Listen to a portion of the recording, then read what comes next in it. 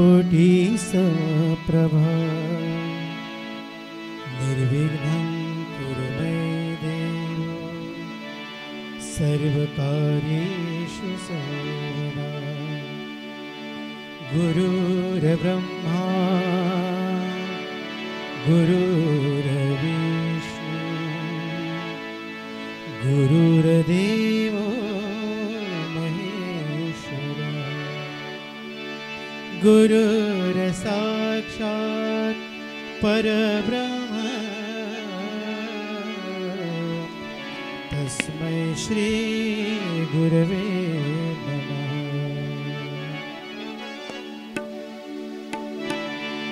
जय जय राम कृष्ण हरि जय जय राम कृष्ण हरि जय जय राम कृष्ण हरि जय जय राम कृष्ण हरि।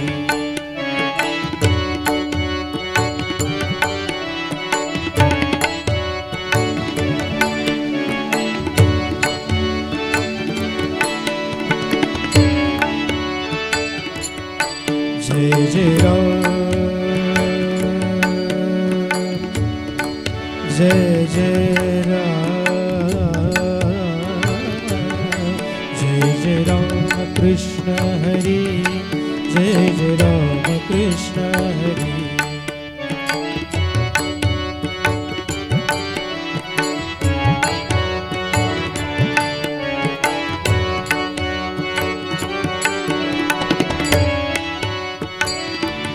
जय जय राम कृष्ण हरि जय जय राम कृष्ण हरि हरि जय जय राम कृष्ण हरि जय जय राम कृष्ण हरि।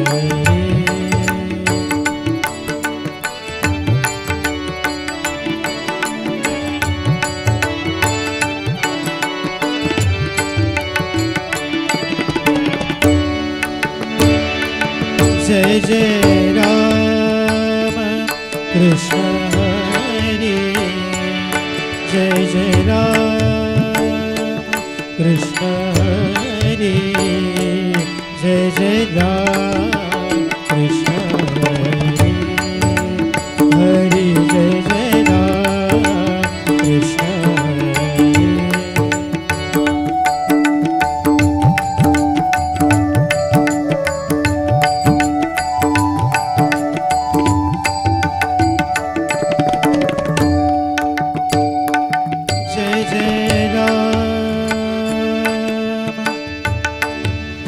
जय जय राम जय जय राम जय जय राम मेरे रे मदनी पग रे गुरु जय जय राम कृष्ण हरि जय जय राम कृष्ण हरि जय जय राम कृष्ण हरि जय जय राम कृष्ण हरि जय जय राम कृष्ण हरि जय जय राम कृष्ण हरि जय जय राम कृष्ण हरि जय जय राम कृष्ण हरि जय जय राम कृष्ण जय जय राम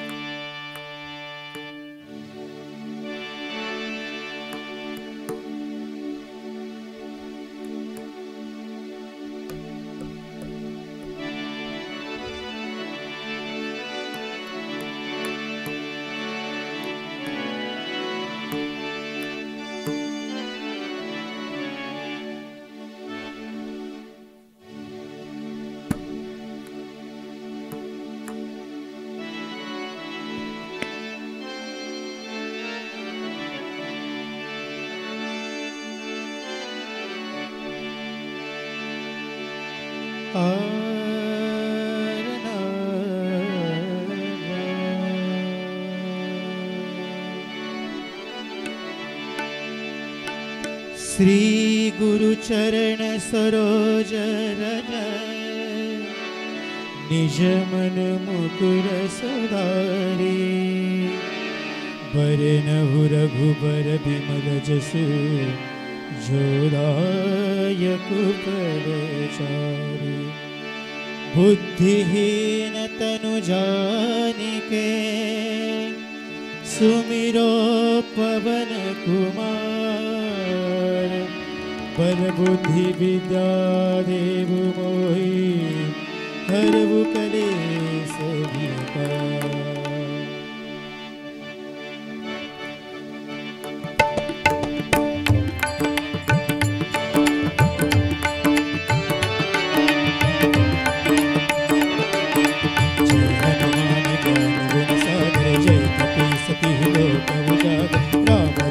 अतुलित बलधाम अंजन पुत्र पवन सुत महावीर विक्रम बजरंग कुमति निवार सुमत केसन कंचन बरन विराज सुवेशन कानन कुंडल कुंचित केसा हाथ भज और ध्वजा विराज हाथ भज और ध्वजा विराज कांधे मुंज जनेऊ साज शंकर सुवन केसरी नंद तेज प्रताप महाजगवंत विद्यावान गुणी अति चातुर राम काज करिबे को आतुर प्रभु चरित सुनबे कर सिया राम लगन सीता मन बसिया सूक्ष्म रूप धरि सिया दिलावा विकट रूप धरि लंका जलावा भीम रूप धरि असुर सहाय रामचंद्र के काज लाए संजीवन लखन जियाए श्री रघुवीर हर्षि लाए रघुपति कीन्ही बहुत बड़ाई तुम मम प्रिय भरत सम भाई ससवदन तुम रोजस गावे अस कई श्रीपति कंठ लगावे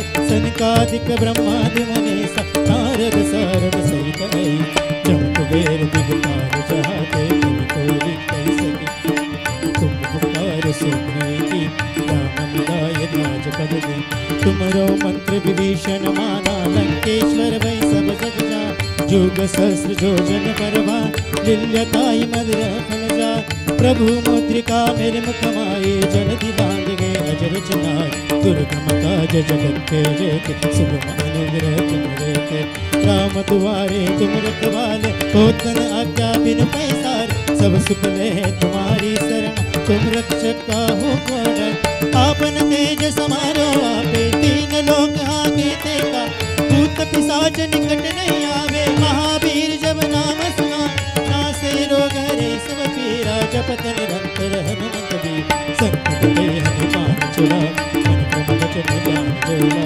सब पर राम तपसे राजा जिनके काज सिमरते और मनोरथ जो कोई लागे सोई अमित जीवन फल पावे और जुग परताप तुम्हारा हे परिसिद्ध जगत उजियारा साधु संत के तुम रखवाले असुर निकंदन राम दुलारे अष्ट सिद्धि नौ निधि के दात असवर दीन जानकी मां राम रसायन तुम्हारे पासा सादर हो रघुपति के दास तुम्हारे भजन राम को पावे जन्म जन्म के दुख बिसरावे अंत काल रघुबर पुर जाए जहाँ जन्म हरि भक्त का और देवता चित्त धरे हनुमत से सर्व संकट कटे मिटे सब जो सुमिरो हनुमत वीरा जय जय जय हनुमान गोसाई कृपा करो गुरुदेव की नाय जो सत बार पाठ कर कोय छूटई बंदी महासुख जो ये बड़े हनुमान चालीसा होए सिद्धि साखी गोई तुलसीदास सदारि के कीजे नाथ हृदय मानेरा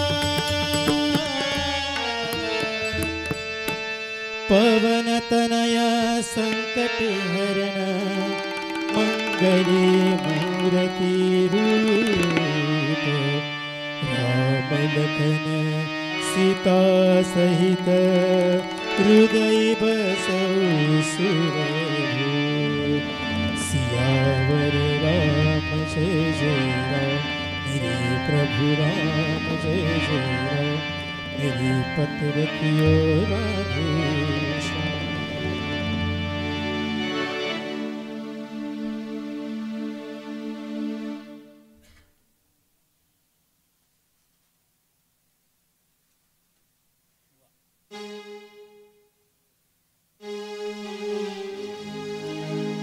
ओम नमः शिवाय ओम नमः शिवाय हरे हरे भोले नमः शिवाय ओम नमः शिवाय ओम नमः शिवाय हरे हरे भोले नमः शिवाय ओम नमः शिवाय ओम नमः शिवाय हरे हरे भोले नमः शिवाय नमः शिवाय ओम नमः शिवाय हरे हरे भोले नमः शिवाय ओम नमः शिवाय ओम नमः शिवाय हरे हरे भोले नमः शिवाय ओम नमः शिवाय ओम नमः शिवाय हरे हरे भोले नमः शिवाय नमः शिवाय ओम नमः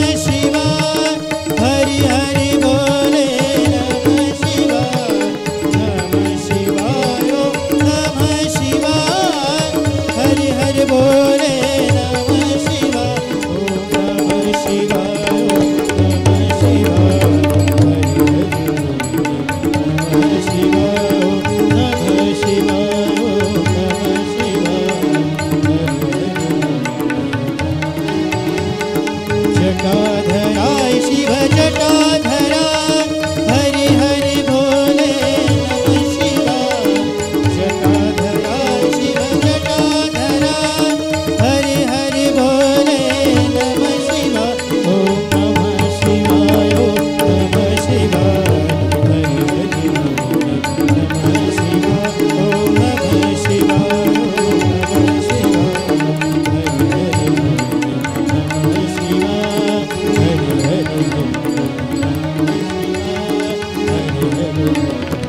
नमः शिवाय हरि हरि वरदेव हरि विठ्ठल श्री ज्ञानदेव तुकाराम पंढरीनाथ भगवान की जय माऊली ज्ञानेश्वर महाराज की जय जगद्गुरु तुकाराम महाराज की जय सद्गुरु वामन बाबा महाराज की जय सद्गुरु सावळाराम बाबा महाराज की जय सद्गुरु वासुदेवजी महाराज की जय सद्गुरु शिवानंद स्वामी महाराज की जय सद्गुरु हीरालाल महाराज की जय शास्त्री महाराज की जय नर्मदानंद महाराज की जय गौरी शंकर महाराज की जय पार्वती पते हर हर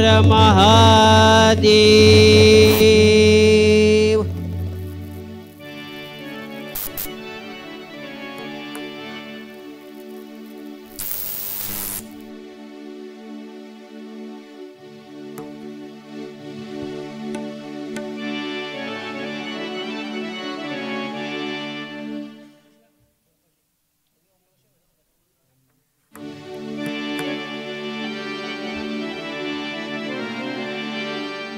ओम नमः शिवाय ओम नमः शिवाय हरि हरि भोले नमः शिवाय ओम नमः शिवाय ओम नमः शिवाय हरि हरि भोले नमः शिवाय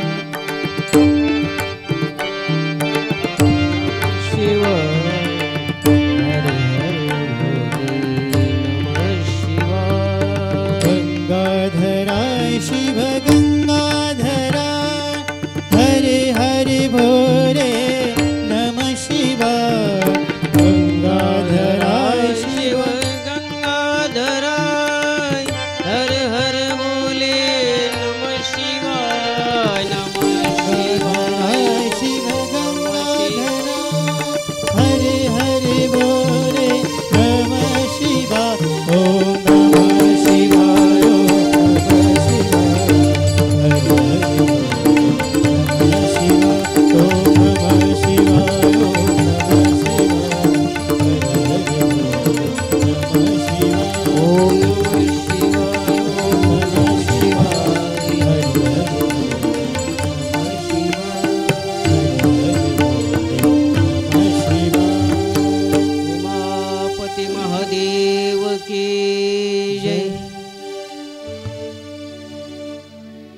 वक्रतुंड महाकाय सूर्यकोटि समप्रभ निर्विघ्नं कुरु मे देवो सर्वकार्येषु सर्वदा वसुदेवसुतं देवं कंसचाणूरमर्दनं देवकी परमानन्दं कृष्णं वन्दे जगद्गुरुं मूकं करोति वाचालं पंगो लंघयते गिरिं यत्कृपातमहं वन्दे परमानन्दमाधवम् कर्पूरगौरं करुणावतारं संसारसारं भुजगेन्द्रहारं सदा वसन्तं हृदयारविन्दे भवं भवानी सहितं नमामि। ॐ रत्नकल्पितम् आसनं हिमजलस्नानं च दिव्याम्बरं नानारत्नविभूषितमृगमदामोदाङ्कितचन्दनं जातिचम्पकबिल्वपत्ररचितं पुष्पं च धूपं तथा दीपं देवदयानिधे पशुपते हत्कल्पितं गृह्यताम् संवर्णे मणिखण्डरत्नरचिते पात्रे घृतं पायसं भक्ष्यं पञ्चविधं पयोदधियुतं रम्भाफलं पानकं शाकानामयुतं जलं रुचिकरं कर्पूरखण्डोज्ज्वलं ताम्बूलं मनसा मया विरचितं भक्त्या प्रभो स्वीकरो छत्रचामर्योर्योगं व्यजनकं चादर्शकं निर्मलं वीणाभेरीमृदङ्गकालहकला गीतं च नृत्यं तथा साष्टाङ्गप्रणति स्तुतिर्बहुविद्या यो तत्समस्तमया सङ्कल्पेन समर्पितं तव विभो पूजा गृहाण प्रभो आत्मा त्वं गिरिजामति सहचरा प्राणा शरीरं गृहा पूजा ते विषयभोगरचना निद्रा समाधिस्थिति सञ्चारपदयो प्रदक्षिणविधि स्तोत्राणि सर्वगिरः यद्यत्कर्म करोमि तत्तत्खिलशम्भो तवाराधनं करचरणकृतं वा कायजं कर्मजं वा श्रवणनयनजं वा मानसं वा पराधं विहितं वा सर्वमेतत्क्षमस्वं जय जय करुणाब्धे श्री महादेव शंभो।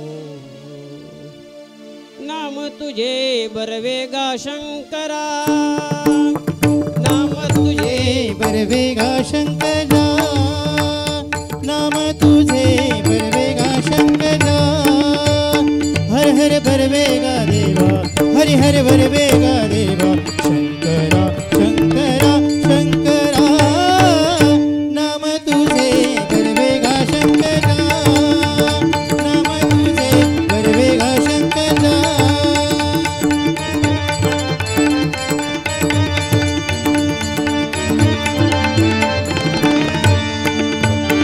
नाम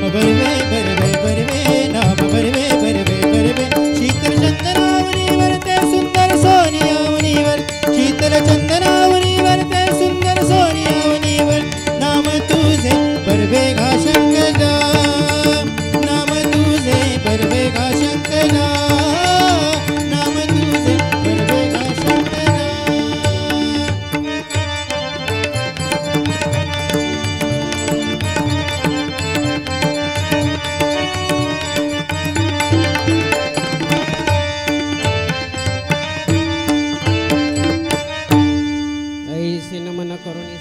हरी कथा बोले बोबडिया बोला अज्ञानी म्हणून आपुलिया बाळा चालवी सकळा नामा म्हणे।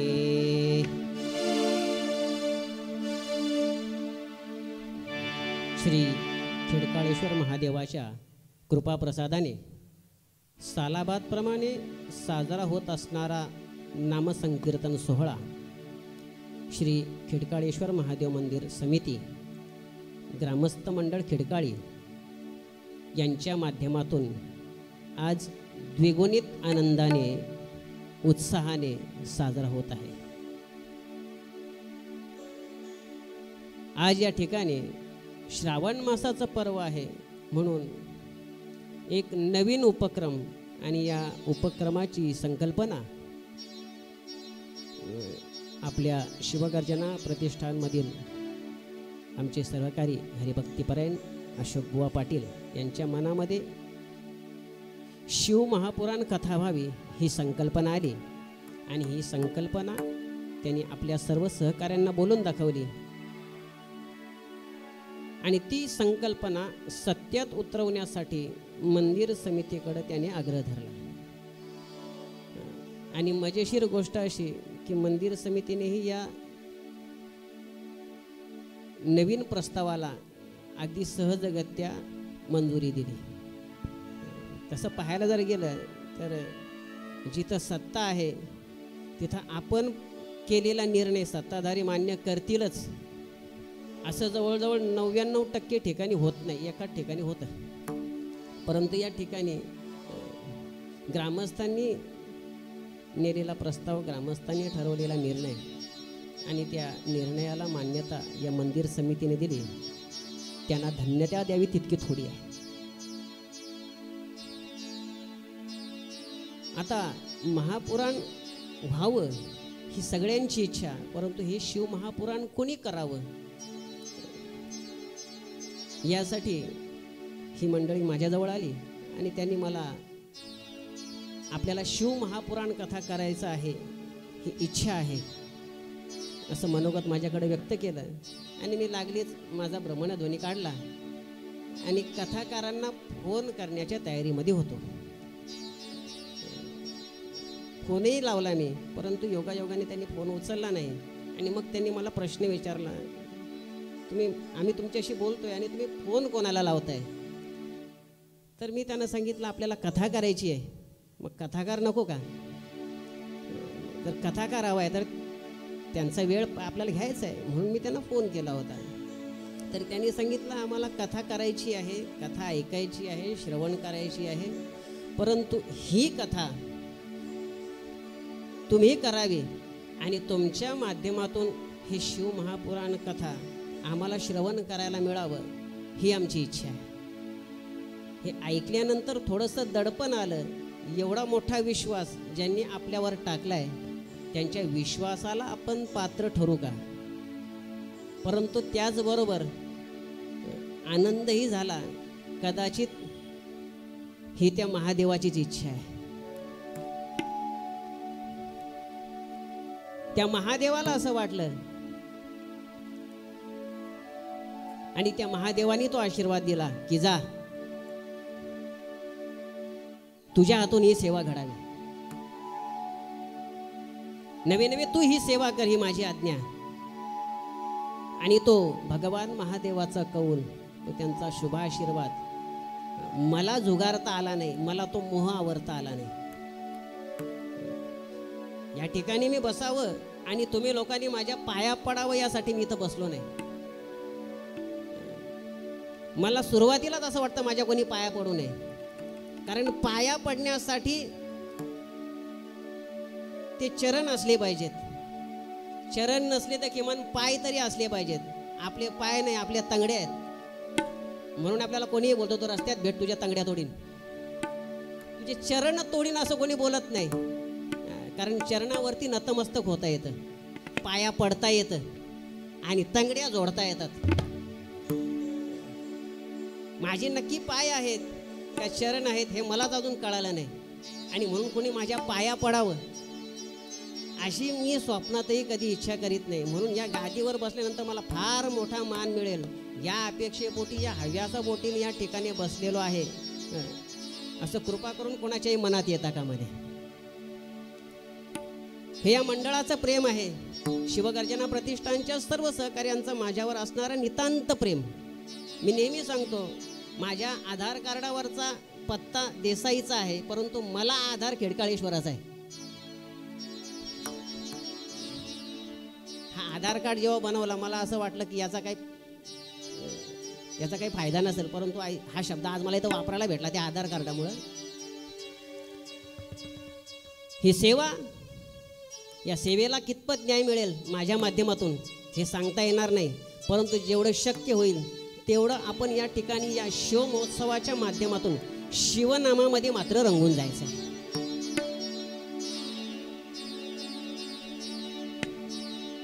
हा पर्व आहे श्रावण मासाचा. या श्रावण मासामध्ये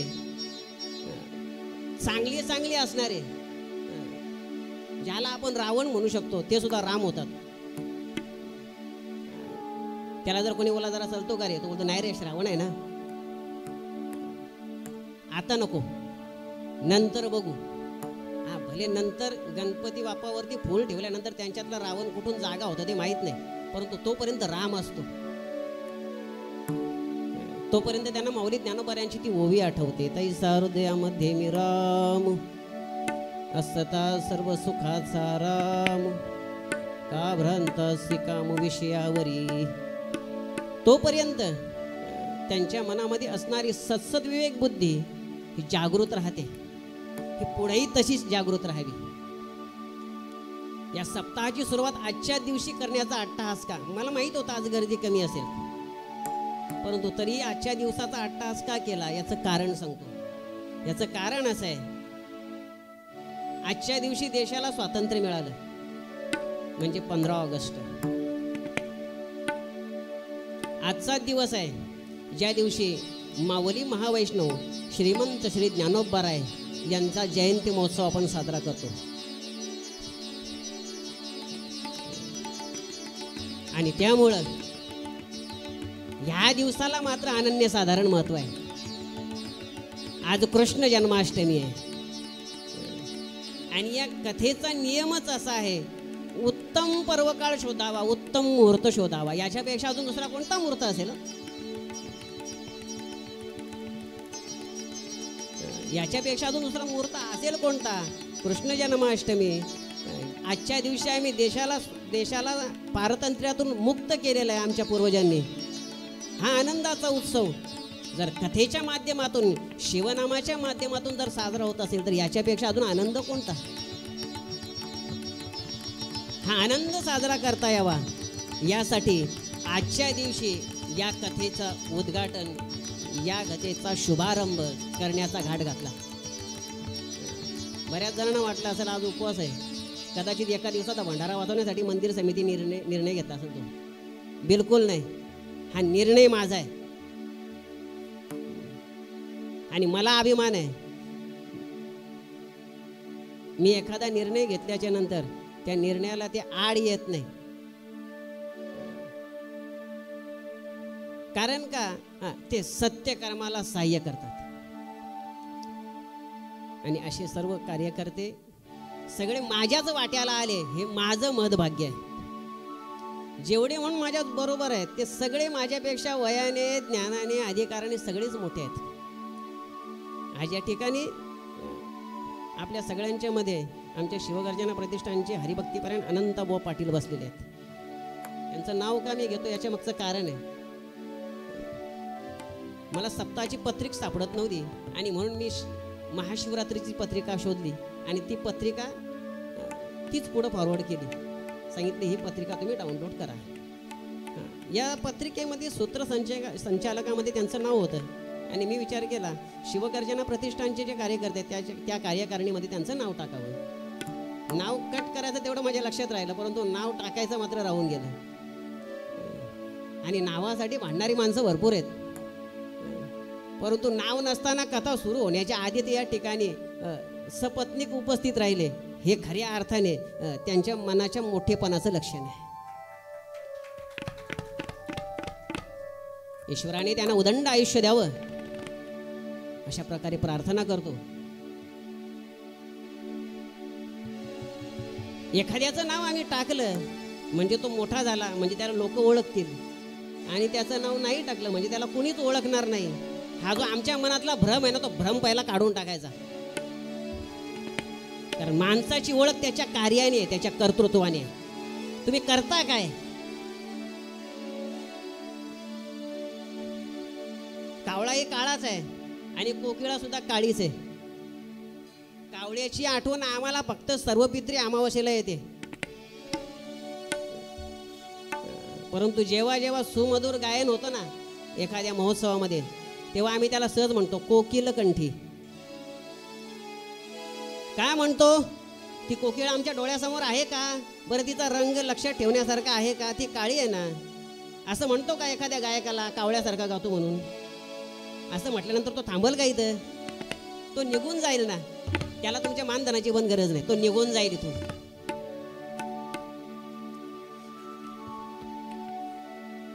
तुम्ही कसे दिसता यापेक्षा तुम्ही काय करता याला फार महत्व आहे.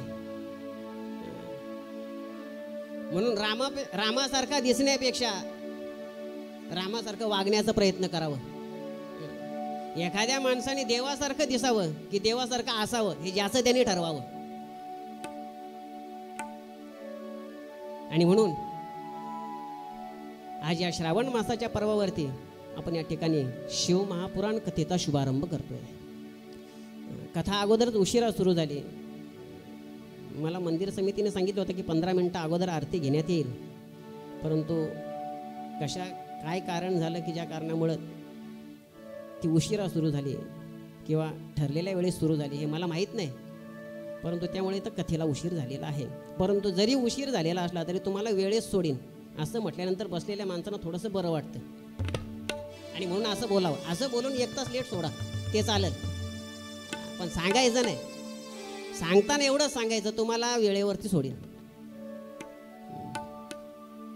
श्रावण मास आहे आणि या श्रावण मासामध्ये प्रत्येकाची पावलं शिवालयाच्या दिशेने वाटचाल करत असतात. का वाटचाल करतात? ज्यांनी आयुष्यामध्ये कधी सोमवार उपवास केला नसेल तो श्रावण मास करतो. भले तो 2 टाइम जेवल, तो सांगेल माझा 2 टाइम उपवास आहे. हा उपवास कोणत्या पद्धतीचा आहे मला अजून कळालं नाही. 2 टाइम जेवण करून उपवास कोणत्या पद्धतीचा होतो हे मला आतापर्यंत कळालं नाही. प्रश्न विचारला मी त्या उपवास करणाऱ्याला, हा कसला उपवास आहे? होतो नाही 2 टाइम मी शाकाहारी खातो. मग मी विचार केला, असा जर विचार केला तर आम्ही जन्माचे उपवासी. आम्हाला 2 टाइम घाला ना तर 3 टाइम आम्ही शाकाहारीच ना, म्हणजे आम्ही उपवासी आहोत. उपवास या शब्दाचा अर्थ काय? त्या दिवशी तुम्हाला भगवंताच्या चिंतनामध्ये काळ घालवायचा आहे. कोण काय करतो हे बघत बसण्यासाठी अख्खा दिवस पडलेला आहे, बाकीचे दिवस आहेत. परंतु त्या उपवासाच्या त्या व्रताच्या कालखंडामध्ये मला माझ्या उद्धारासाठी काय करायचं आहे याचं कधीतरी आत्मचिंतन आपण करावं. नाहीतर इतर दिवशी आम्ही कोण कुठं चुकला हे बघतच राहतो. नवे नवे याच्यातच आम्ही धन्यता मानतो. आम्ही कुठं कीर्तनाला गेलो, कुठं कथेला गेलो की तो कथाकार तो कीर्तनकार कुठं चुकला एवढं आमच्या बरोबर लक्षात राहतं. त्यांनी धोतर कसा लावला होता, त्याचा फेटा कसा आहे, याच्याकडे आमचं लक्ष आहे. 2 तासामध्ये त्यांनी सांगितलं काय हे मात्र आम्ही लक्षात ठेवत नाही. फक्त तो चुकला कुठे हे लक्षात ठेवायचं. बघितला तो कसा बोलला, अरे 2 तासामध्ये एवढंच ऐकलं का तू?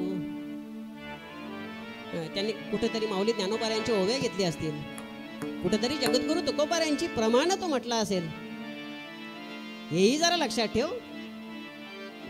आम्ही ते लक्षात ठेवत नाही. म्हणजे आम्हाला जितकं वाईट आहे तितकं आम्ही न सांगता सुद्धा सहज ते ग्रहण करतो. परंतु जे चांगलं आहे ना ते चांगलं मात्र आम्हाला ग्रहण करण्यासाठी विनंती करून सांगावे लागते. उठा जागे वारी आता, उठा वारी आता, स्मरण करा पंढरी नाथा.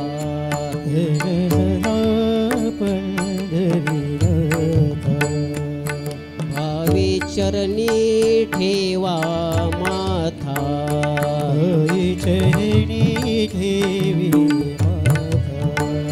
सुखवा व्यथा जन्माच्या, धनदारा पुत्र जन, धनदारा पुत्र जन, धनदारा पुत्र जन, धनदारा पुत्र जन. उठा जागे वारे आता, स्मरण करा पंढरीनाथा. भावे चरणी ठेवा माथा, सुख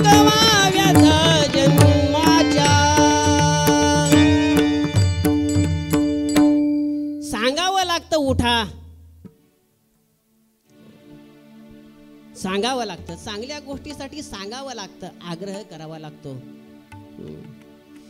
दोन माणसं जर मोटरसायकलवरती चालली असतील रात्रीच्या भरामध्ये आणि त्यांना तिसरा मित्र रस्त्यात भेटला, त्यांनी फक्त एकदा विचारावं कुठं चाललंय, त्याने सांगावं चाललो हळदीला. त्याला सांगावं लागत नाही येतो का, तो लगेच मागं बसतो, जागा नसली तरी बसलतो. त्याला सांगा कीर्तनाला चल, तो बोलवला नाही, माझं नाव नाही तिथं, नाव मी जाणार नाही. चांगल्या ठिकाणी सांगावं लागतं, आग्रह धरावा लागतो. महाराजांनी सांगावं उठा, जागे व्हा. कशासाठी? संसार म्हणजे दुःख आहे आणि या संसाराच्या दुःखापेक्षा जन्म मरणाचं दुःख तर अधिक आहे. या जन्म मरणाचं दुःख जर तुम्हाला याच्यातून निवृत्त व्हायचं असेल तर उठा, तर जागे व्हा. पण मात्र आम्ही वाजतसे बोम कोणी न ऐकती का, असं म्हणतात. जो झोपलेला आहे त्याला जागा करता येऊ शकतो, पण ज्याने सोंग घेतलेलं आहे त्याला कधीच जागा करता येत नाही, त्याला जागा करता येत नाही. आता पंढरपूरची वारी झाली, त्या वारीला आमच्या बरोबर 4-5 गाड्या होत्या. आम्ही चाललो होतो आणि चाललो असताना रस्त्यामध्ये गाड्या मागं पुढं होत आहेत. एक गाडी आमच्यापासून फार लांब राहिली.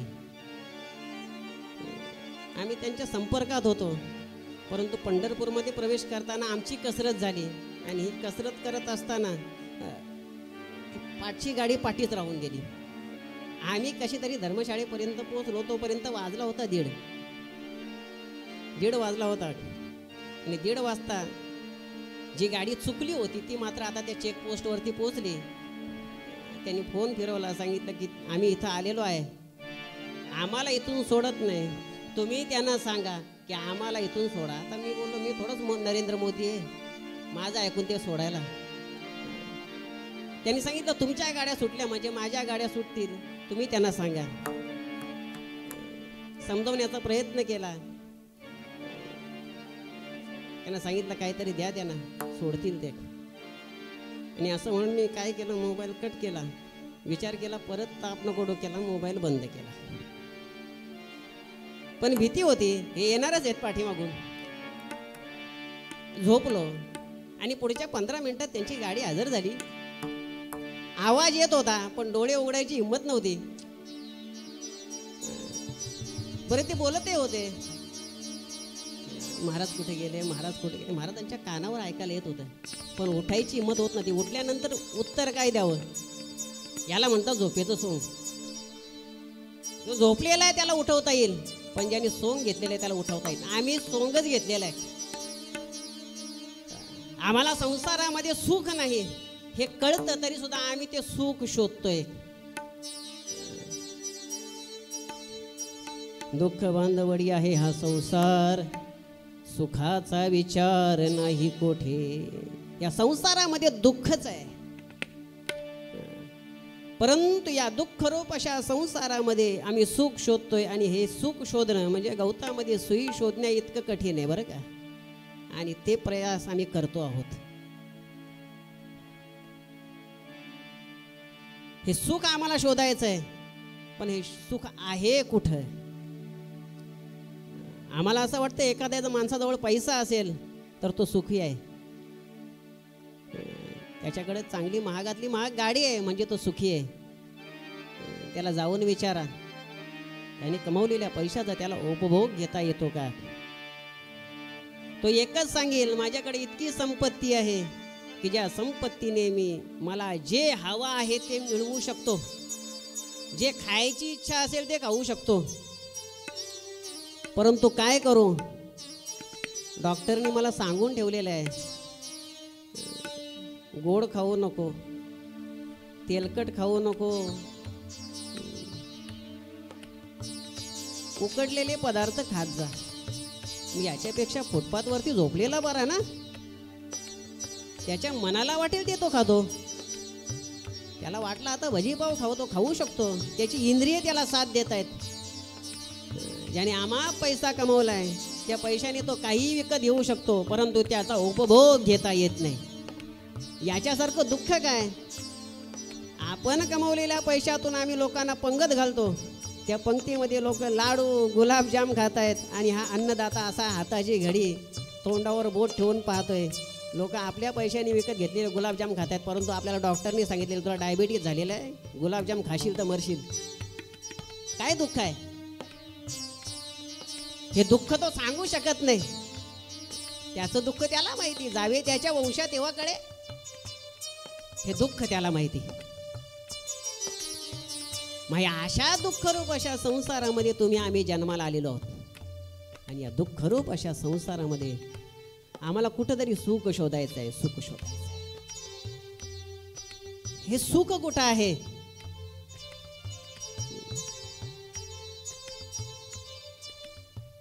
हे सुख संतांच्या संगतीमध्ये आहे. संतांच्या संगतीमध्ये सुख का आहे? तर संतांच्या संगतीमध्ये विवेक आहे, विवेक. बिनु सत्संग विवेक न होई, बिनु सत्संग विवेक न होई, राम भजन बिनु सुलभ न सोई. राम सिया राम सिया राम, जय जय राम, राम सिया राम, सिया राम जय जय राम. हे बिनु सत्संग विवेक न होई, राम भजन बिनु सुलभ न सोई. राम सिया राम, सिया राम जय जय राम, राम सिया राम, सिया राम जय जय राम. त्यासाठी संतांची संगत करायची आहे. का संतांची संगत करायची आहे? सुख या संत समागमे. नुसतं सुख आहे का? आम्ही काय करावं यासाठी आमची बुद्धी जागेवर असली पाहिजे. सत्सद्विवेक बुद्धी आमची जागृत राहिली पाहिजे. आणि सत्सद्विवेक बुद्धी जागृत राहावी यासाठी संतांच्या समागमाची गरज आहे.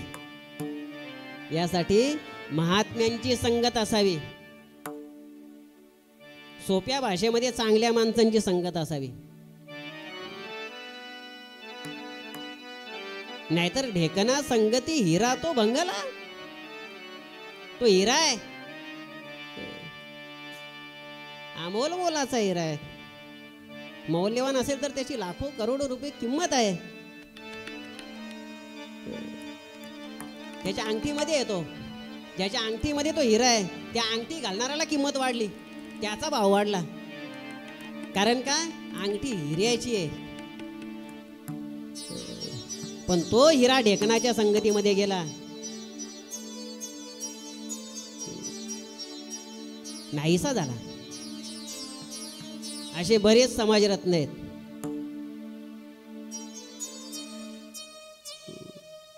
ते रत्नच आहेत, परंतु ढेकणांच्या संगतीमध्ये गेले. म्हणून एका ठिकाणी माझं कीर्तन होतं आणि त्या कीर्तनामध्ये पत्रिकेमध्ये त्यांनी नाव टाकलं होतं समाजरत्न. मी बोललो तुम्हाला माझा कंटाळा आला असेल तर माझं कीर्तन ठेवू नका, परंतु माझ्या नावापुढे समाजरत्न टाकू नका. कारण ते रत्न भंगण्याची शक्यता आहे. बरं, त्या रत्नालाही वाटतं ना मी कोणतरी मोठा आहे, यांच्यापेक्षा मी मोठा आहे. मग ती अपेक्षा वाढते. माझं नाव पाहिजे, माझ्या लोक पाया पडली पाहिजे, प्रत्येक सप्त्यामध्ये मलाच कार्यक्रम पाहिजे. का? मी रत्न आहे, मग तसाच मला मान असला पाहिजे. ही अपेक्षा वाढते. ही अपेक्षा वाढू नये यासाठी विवेक जागृत होणं गरजेचं आहे. हा विवेक जागृत व्हावा असं जर आम्हाला वाटत असेल तर आम्हाला संतांची संगत करायची आहे. आणि जेव्हा संतांची संगत घडेल तेव्हाच आम्ही देवाला सांगू.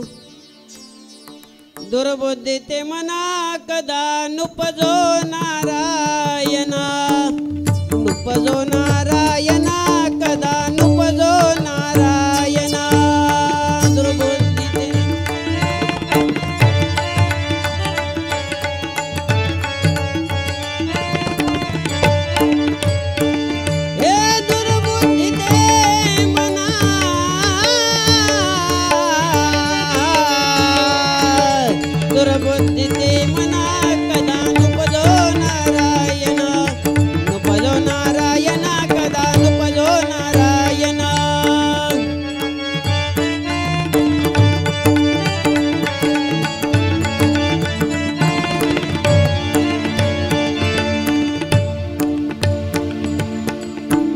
दुर्बुद्धी ते म्हणा कदा नुपजो नारायणा.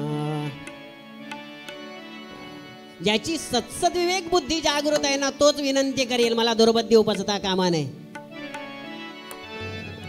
आणि ज्याची सत्सद विवेक बुद्धी जागृत नसेल ना तो मात्र अशा प्रकारचं मागणंच करणार नाही. का मागणं करणार नाही तर ते मागणं तो याच्यासाठी करणार नाही कारण त्याची सत्सद विवेक बुद्धी जागृत नाही. ही बुद्धी जागृत व्हावी अशी त्याच्या मनामध्ये इच्छा निर्माण होईल. त्या दिवशी समजावं तो संतांच्या संगतीमध्ये आहे, त्याची सद्बुद्धी जागृत झालेली आहे. आणि ही सत्सद विवेक बुद्धी जागृत व्हावी यासाठी हे शिव महापुराण. शौनकादिक ऋषीगण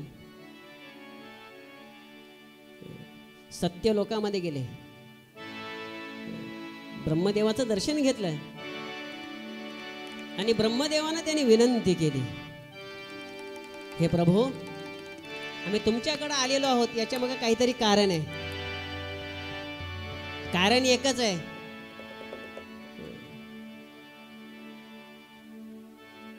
आम्हाला एक यज्ञ करायचा आहे.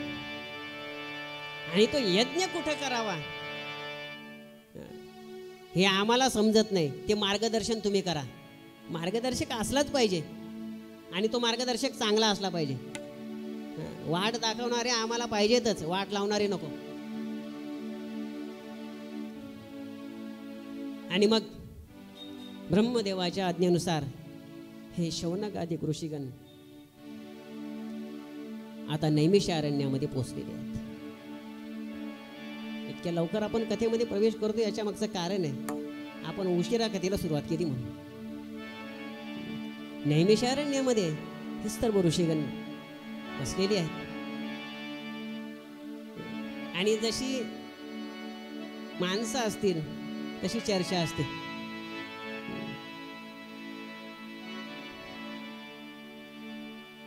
संसारिक माणसं जमली तर ती संसाराची चिंता करतील, संसाराची चर्चा करतील.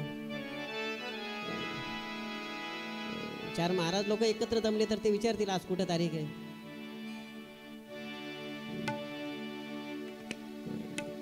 एक दोन गायक जमा झाले तर ते विचारतील एखादा राग जो त्यांना माहीत नसेल विचारतील. प्रत्येकाचं जसं जसं क्षेत्र आहे त्या क्षेत्राप्रमाणे ते विचारतील. चार माता माऊल्या जमा झाल्या मग ते स्वतःचं नाही विचारणार, त्या इतरांची चर्चा करतील. आपल्या चुलीजवळ बसून दुसऱ्याच्या चुलीजवळ काय चालू आहे, तिथं काय शिस्त आहे याची चर्चा. ते संत होते,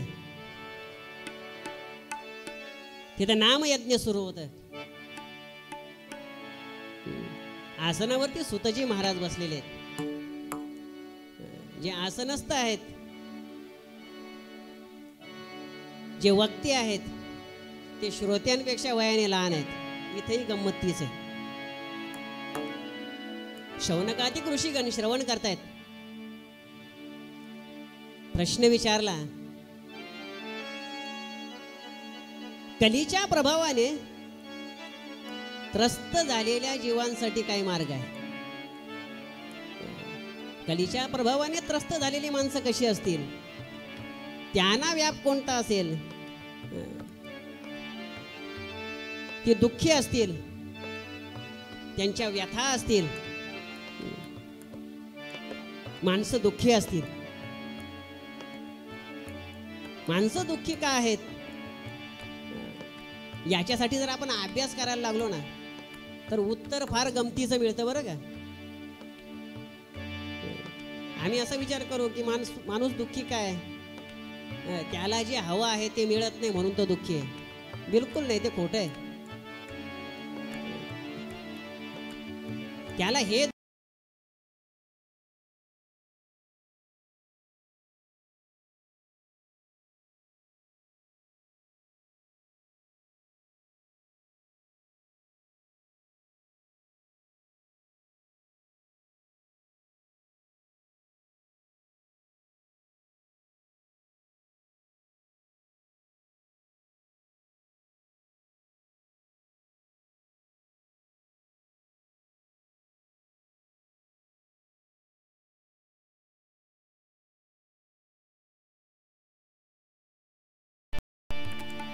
कारण आपल्यापेक्षा त्याची गाडी महाग आहे. आम्ही दुसऱ्याच्या उत्कर्षाने दुःखी आहोत, दुसऱ्याच्या आनंदाने दुःखी आहोत. आणि का दुःखी आहोत? आमचं मन स्थिर नाही, आमचं मन शांत नाही. मग या भांबा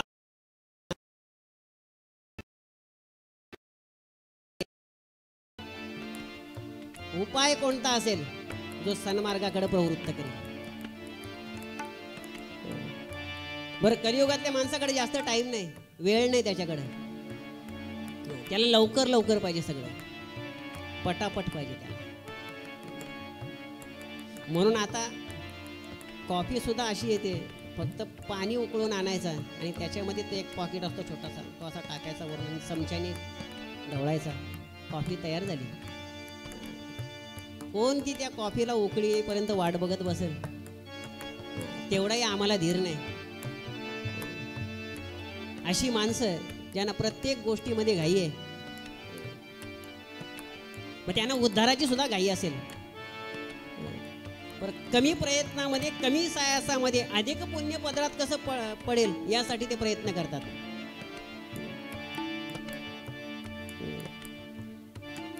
₹51 देतील आणि 90 भला मोठा करतील. एक नारळ, एक हार, 2 अगरबत्त्या, हळद, कुंकू, एवढं सगळं घेऊन जातील. तांब्या भरून पाणी ओततील आणि अख्खं घर सुखी झालं पाहिजे यासाठी प्रयत्न करतील. म्हणजे सुखी म्हणजे पैसेवाले, बाकी दुसरं काय नाही.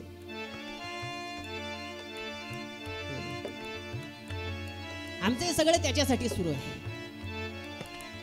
मग या अशा जीवांना योग्य मार्ग मिळावा, ही सन्मार्गाकडे प्रवृत्त व्हावी, यासाठी उपाय काय? अशा प्रकारचा प्रश्न या ऋषीगणांनी विचारला. आणि हा प्रश्न विचारल्यानंतर सूतजी महाराज त्याचा उपाय सांगतात. कलियुगामध्ये नामस्मरणाशिवाय दुसरं कोणतंच साधन नाही. तुमच्या उद्धारासाठी तुम्हाला योग्य जर मार्ग कोणता असेल तर ते म्हणजे नामस्मरण. आणि हे नामस्मरण तुम्ही केलं पाहिजे. पण आता हे नामस्मरण करत असताना त्याचं ज्ञान होणं गरजेचं आहे. कोणाचं नामस्मरण करावं, कोणत्या देवाची आराधना करावी, हा प्रश्न आहे ना.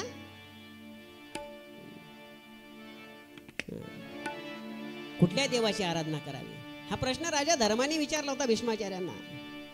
किमेकं नैवतं लोके किंवाप्येकं परायण स्तुवन्तः कमर्चन्ता प्राप्निवर्मानवशुभम, हा प्रश्न विचारला होता. मग नामस्मरण करायचं आहे, मग अगोदर पटलं पाहिजे ना, कोणाचं नामस्मरण घ्यावं वाटलं पाहिजे ना. ज्याचं नामस्मरण करावं त्याच्याबद्दलचं ज्ञान असणं गरजेचं आहे. ज्ञान निर्माण झाल्याशिवाय त्याच्याबद्दल ज्ञान आम्हाला जोपर्यंत प्राप्त होत नाही तोपर्यंत आम्हाला प्रेम निर्माण होणार नाही.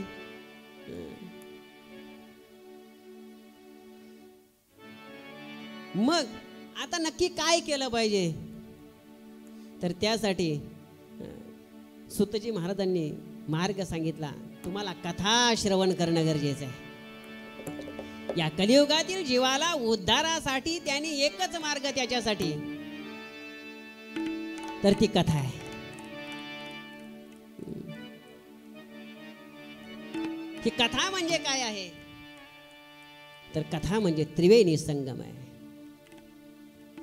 कथा त्रिवेणी संगम,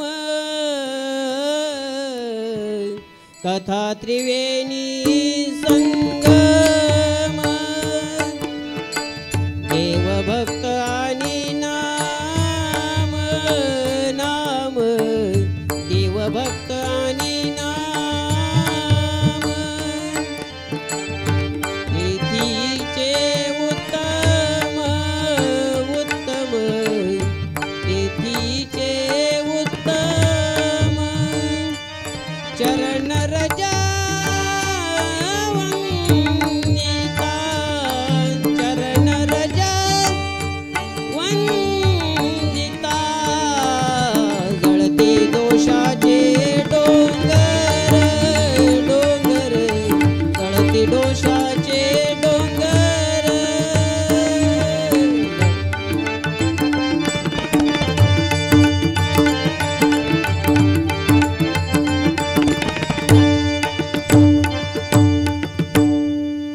दोषरहित व्हायचं असेल, आमच्या पापाचं क्षालन व्हावं असं वाटत असेल, तर त्यासाठी कथा श्रवण करावी. मग ही कोणती कथा आहे? तर तुम्हाला शिव महापुराण कथा श्रवण करायची. प्रश्न विचारला, कारण त्यांनी का प्रश्न विचारला माहितीये का? त्यांना माहितीये कलियुगातला जीव हा असाच असेल, तो प्रश्न विचारणारा असेल, तो प्रश्न विचारणारा असेल. आम्ही हे केल्यानंतर आमचा फायदा काय? तसं शौनकादी ऋषीगणांनी तुमचं आमचं वकीलपत्र घेतलं आणि प्रश्न विचारला, ही कथा श्रवण केल्यानंतर फायदा काय? कथेचा फायदा काय हे आम्हाला कळणं गरजेचं आहे ना. कळालंच पाहिजे कथा का श्रवण केली पाहिजे, त्याचा फायदा काय. मग हा फायदा काय हे सांगत असताना ते आता कथा सांगू लागले. आपण ही कथा ऐकण्यापूर्वी आपण पुन्हा एकदा भगवान महादेवाचं भजन करूया. ओम नमः शिवाय, ओम नमः शिवाय, ओम नमः शिवाय, ओम नमः शिवाय, ओम नमः शिवाय, ओम नमः शिवाय, ओम नमः शिवाय, ओम नमः शिवाय. शिवाय नमः, शिवाय नमः, शिवाय नमः,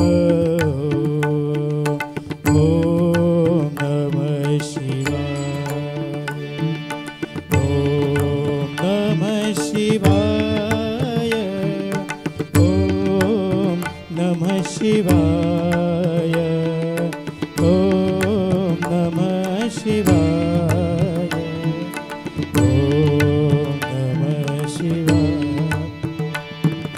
बोलो बोलो सब मिल बोलो ओम नमः शिवाय.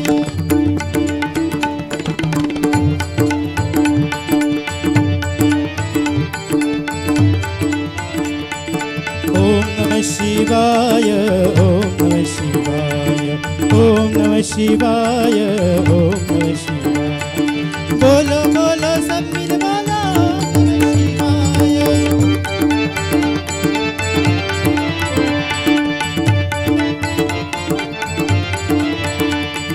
ओम नमः शिवाय, ओम नमः शिवाय, ओम नमः शिवाय, ओम नमः शिवाय. बोलो बोलो सब मिल बोलो नमः शिवाय, बोलो बोलो सब मिल बोलो नमः शिवाय, बोलो बोलो सब मिल बोलो नमः। झूठ जटा में गंगाधारी, झूठ जटा में गंगाधारी, त्रिशूलधारी डमरू बजाए, त्रिशूलधारी डमरू बजाए, डम डम डम डम डमरू बजाए, गूंज उठाओ नमः शिवाय, गूंज उठाओ नमः शिवाय, बोलो बोलो सब मिल बोलो नमः शिवाय।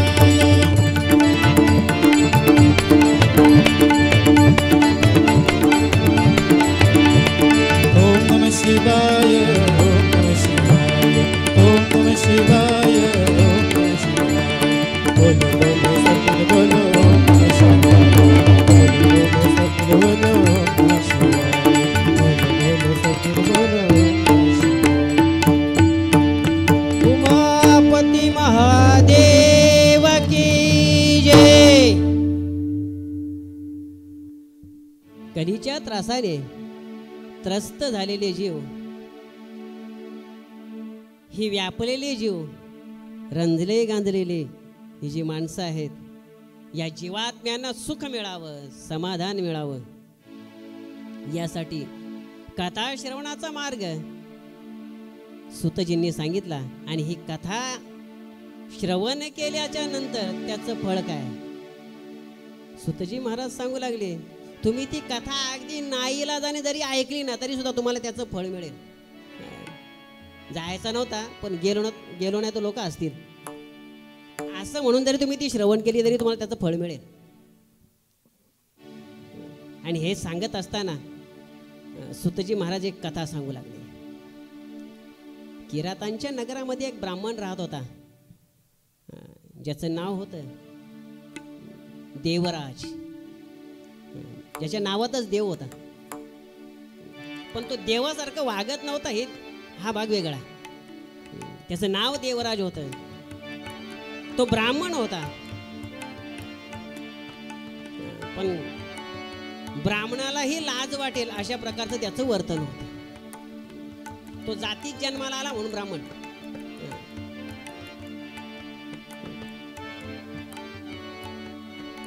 अशा प्रकारचा तो ब्राह्मण, तो फक्त वर्णाने ब्राह्मण होता, त्याच्या पाठीमागे आडनाव लागलं होतं जोशी गोडबोले म्हणून तो ब्राह्मण होता। पण खऱ्या अर्थाने शास्त्रकार सांगतात ब्राह्मण त्याला म्हणत नाही। कोणी म्हणेल मी ब्राह्मण कुळामध्ये जन्माला आलो म्हणून मी ब्राह्मण आहे, तर त्याला उत्तर आहे जन्मना जयते शूद्रा। तुझा जरी ब्राह्मण कुळामध्ये जन्म झाला तरी सुद्धा तू शूद्र आहेस, जन्माने शूद्र आहेस। मग कोणी असंही म्हणेल माझ्यावरती संस्कार झालेत, मी शेंडी ठेवलेली लांबलचक, मी धोतर लावतो, मी दशक्रिया विधी करतो, मी सत्यनारायण सांगायला जातो म्हणून मी ब्राह्मण आहे, माझ्यावर संस्कार झाले। शास्त्रकार सांगतात तरी तू ब्राह्मण नाही। संस्कारात द्विज उच्यते, संसारात भवे द्विज, तुझ्यावरती संस्कार झालेत, आता तू फक्त द्विज आहेस, द्विज। कारण का तुझ्यावरती संस्कार झाले म्हणून आता तुझा परत जन्म झाला म्हणून तू द्विज, अजून तू ब्राह्मण नाही। मग एखादा म्हणेल मी वेदाचं पठण करतोय,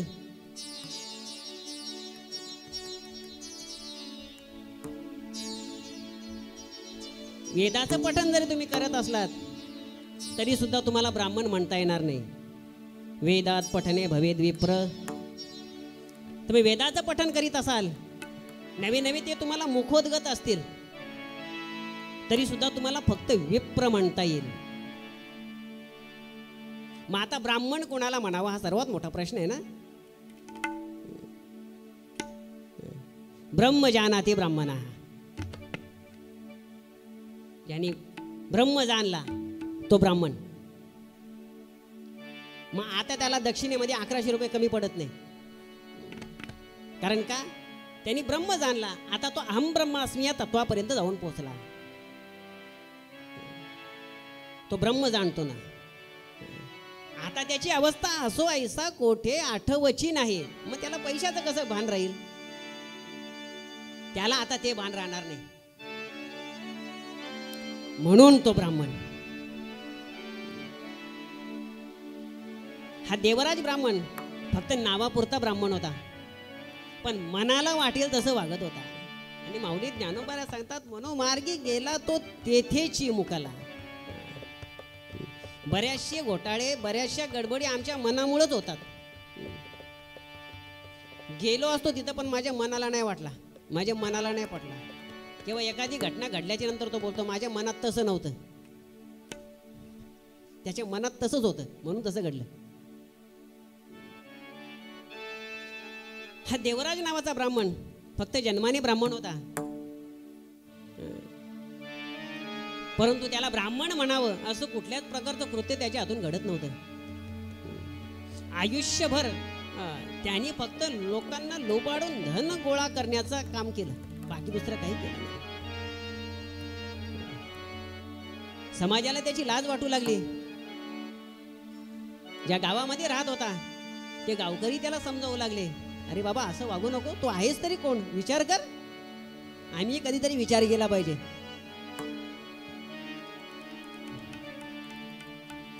विचार कर. पण ज्याच्या खिशात पैसा असतो ना तो विचार करीत नाही,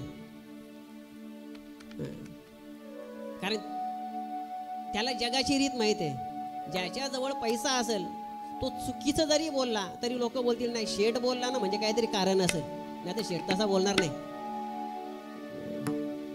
कारण तो शेठ आहे. त्याच्या खिशात पैसा होता आणि त्यामुळे तो कोणाचं सांगून ऐकत नव्हता, घरच्यांचं सांगून ऐकत नव्हता. त्याला माहित आहे यांना माझीच गरज लागणार आहे म्हणून तो घरच्यांचं पण ऐकत नव्हता. याची दादागिरी त्यांच्यावरती आहे. एक दिवस हा देवराज भ्रमण करण्यासाठी निघाला. फिरता फिरता फार दूर निघून गेला. संध्याकाळ झाली आणि त्याला असं वाटलं कुठेतरी विश्रांती करावी. समोर त्याला एक शिवालय दिसलं. विचार केला आजची रात्र इथंच घालवावी, सकाळी निघून जावं. शिवालयामध्ये तो गेला आणि गेल्या गेल्या त्यांनी कपाळावरती हात मारला. असा का हात मारला माहिती आहे का? तो आराम करायला गेला होता, पण तिथे 4-5 जण बसले होते, यांच्या हातात टाळ होते, ते भजनाला बसले होते. यांनी विचार केला आता आराम करायला आलोय, यांची कटकट काही संपत नाही. बरं यांना बोलताही येत नाही तुम्ही इथून उठून जा, कारण त्यांनी आपल्याला बोलवलं नाही. आपल्या बाबाचं घर नाही ते देवाचं आहे. विचार केला भजन संपल्याच्या नंतर हे निघून जातील म्हणजे आपल्याला विश्राम करता येईल. एका कोपऱ्याला टेकून बसला कोणाड्याला आणि पुढच्या 15 मिनिटात भजन संपलं. सुटकेचा निश्वास सोडला, आता मला झोपायला मिळेल असं त्याला वाटलं. आणि इतक्यात कोणतरी हातात ग्रंथ घेऊन आला. श्रावण महिना सुरू होता. त्याने लगेच व्यासपीठ मांडला आणि तो बसला कथा सांगायला. आता याचं टेन्शन अधिक वाढलं. आता हा पोथी घेऊन बसलाय म्हणजे हा बुवा काय लवकर उठत नाही. याला सांगितले 9 वाजता आटप, पण आटपला तर बरा. प्रश्न निर्माण झाला करावं काय, पण बोलण्याची सोय नव्हती. विचार केला यालाही सहन करू, जाऊ दे. शिव महापुराण कथा सुरू होती. कथाकार कथा सांगत होते. हा बिचारा नाईलाजाने ऐकत होता. कशी तरी कथा संपेपर्यंत जागा राहिला आणि कथा संपल्या ढाराढोर झोपला. गंमत आहे, जी लोक 2-2 वाजेपर्यंत अशीच जागी असतात त्यांना 7 ते 9च्या कीर्तनात झोप येते. अशीच जागी असतात ती, त्यांना झोप येत नाही. किती वाजता त्यांना बघा, चेक करा, ते ऑनलाईन दिसतील तुम्हाला, पण 7 ते 9ला झोपतील ते.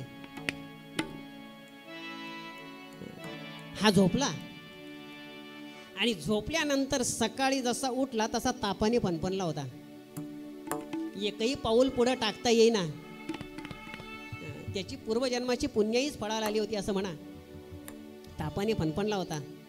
विचार केला आता इथंच राहावं लागेल. जोपर्यंत बरा होत नाही तोपर्यंत तिथंच राहिला. तिथून पुढं सलग त्याने महिनाभर ती कथा श्रवण केली. एक दिवस ती कथा नाईलाजाने श्रवण केली, परंतु पुढचे दिवस सुद्धा त्याचा होता नाही इलाज, परंतु हळूहळू त्याच्यामध्ये त्याला आवड निर्माण होऊ लागली. तापाने फणफणलेलाच होता तो, ज्वर वाढत चालला होता. कथा झाली आणि याचीही जीवनयात्रा संपली.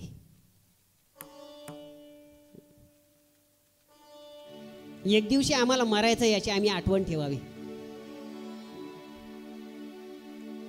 यद्गत्वान निवर्तन्ते तद्धाम परमं मम. आम्हाला वाटतं आम्ही देवाच्या घरी जाऊ, पण देवासारखं वागलं पाहिजे तेव्हा देव आम्हाला बोलवेल. तो मला प्रिय आहे ना, जो लोकांना आवडतो, जो लोकांना त्रास देत नाही. आम्ही किती जणांना त्रास देतो त्याचा पहिला विचार करावा.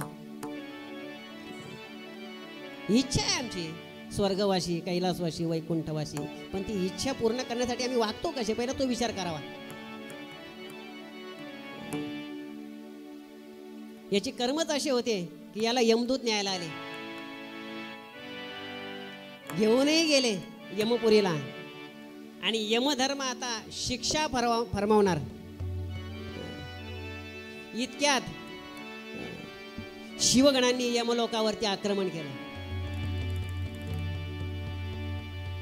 हर हर महादेवच्या गर्जना होऊ लागल्या, घोषणा होऊ लागल्या.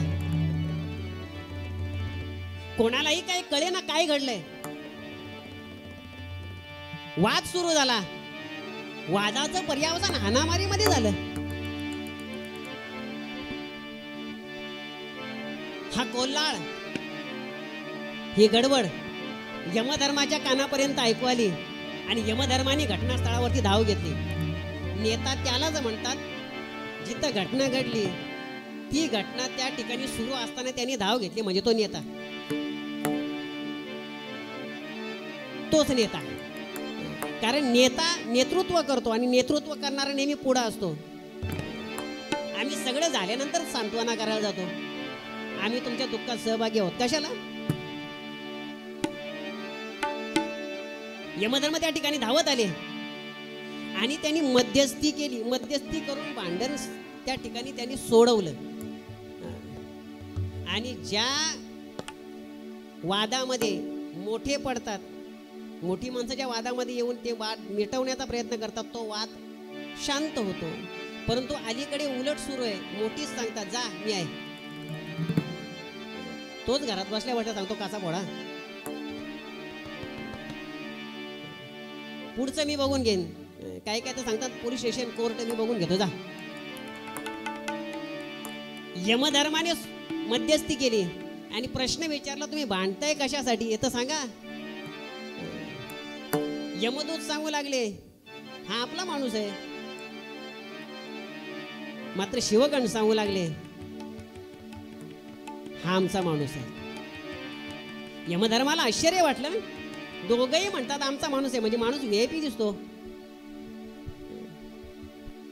एरवी आम्ही कुठे गेल्यानंतर आम्हाला कोणी विचारेल की नाही हा प्रश्न आहे. इथं दोन्ही पार्टीचे, दोन्ही पक्षाचे प्रमुख बोलतात आमचाच आहे. हा काय प्रकार आहे. आता मात्र चित्रगुप्ताला प्रश्न विचारला. चित्रगुप्ताने सांगितलं बाबा याच्या खात्यावर तसं पुण्य दिसत नाही. यमधर्माने सांगितलं की बाबा तुम्ही याला का न्यायला आलात, याने आयुष्यामध्ये कधी पुण्यकर्म केले नाही.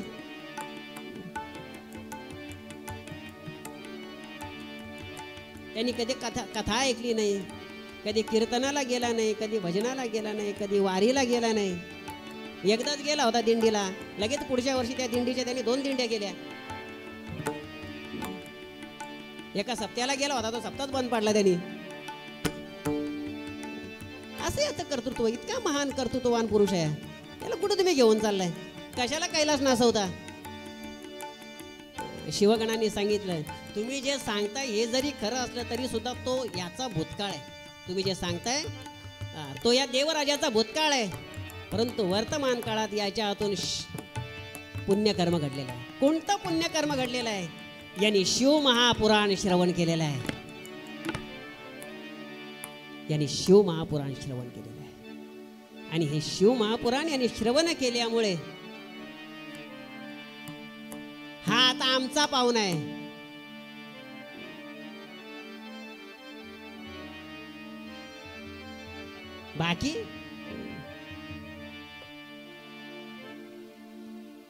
बाकीची माणसं यमाचा पाहुणा प्राणी होय. बाकीचे सगळे यमाचेच पाहुणे. ज्याला नामस्मरण आवडत नाही, ज्याला कीर्तन आवडत नाही, ज्याला कथा आवडत नाही, ते यमाचेच पाहुणे.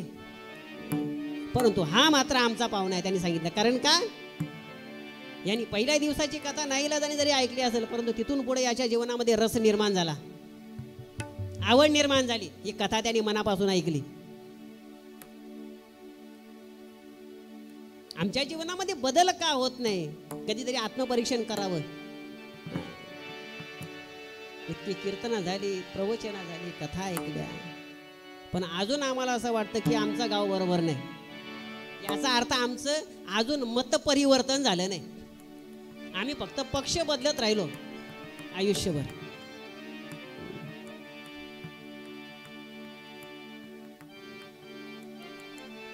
त्या देवराजाचं जीवन परिवर्तन झालं एकदा कथा श्रवण केल्याने. ही कथा तुम्ही आम्ही या ठिकाणी श्रवण करणार आहोत. या कथेला माझ्या माध्यमातून किती न्याय देता येईल हे मला माहीत नाही, परंतु जे या कथेच्या माध्यमातून मी तुम्हाला सांगणार आहे ते ग्रंथ सोडून बाकी दुसरं कुठलं सांगणार नाही, याची मात्र खात्री देऊ शकतो. बाष्कळ नावाच्या नगरामध्ये चंचुला आणि बिंदुक नावाचं दाम्पत्य राहत होतं. या दोघांचंही वागणं या देवराजासारखंच होतं. इथं हा एकटाच बिघडलेला होता, पण या ठिकाणी दोघंही बिघडलेले होते. नवे नवे ते अख्खं गावच तसं होतं. म्हणजे नाव ठेवण्यासारखं काहीच नाही. त्या गावाची ती प्रथाच होती. अनुचित कर्म करणे, जे जे निषिद्ध आहेत त्या गोष्टी करणे. ब्राह्मण होता तो. ब्राह्मणासाठी कर्म आहेत ना, यजन याजन अध्ययन अध्यापन दान प्रतिग्रह हे कर्म आहेत ना. त्रिकाल संध्या हे कर्म आहेत ना. परंतु हे कर्म फक्त त्यांनी लोकांना सांगितलं, पण त्यांनी कधी केलं नाही. त्यांनी फक्त लोकांना सांगितलं, हरिमुखे म्हणा, हरिमुखे म्हणा, पुण्याची गणना कोण करी, म्हणजे तुम्हीच म्हणा, मला काही देणं घेणं नाही त्याच्याशी. तो फक्त लोकांना सांगी सुटला. अशा प्रकारे हे दाम्पत्य मनाला वाटेल तसं वागू लागले, स्वैराचाराने वागू लागले. आणि हे स्वैराचाराचं वागणं कसं असतं हे सांगायची गरज नाही.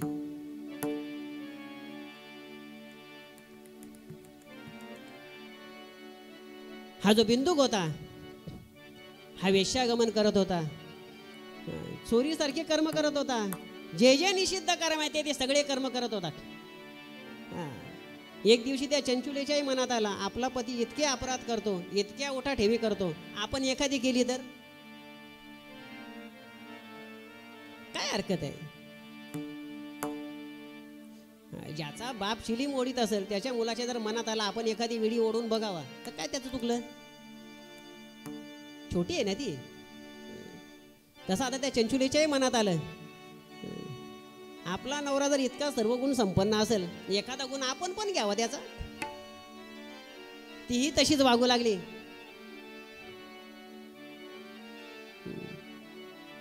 आता ती सुद्धा मनाला वाटेल तसं वागू लागली.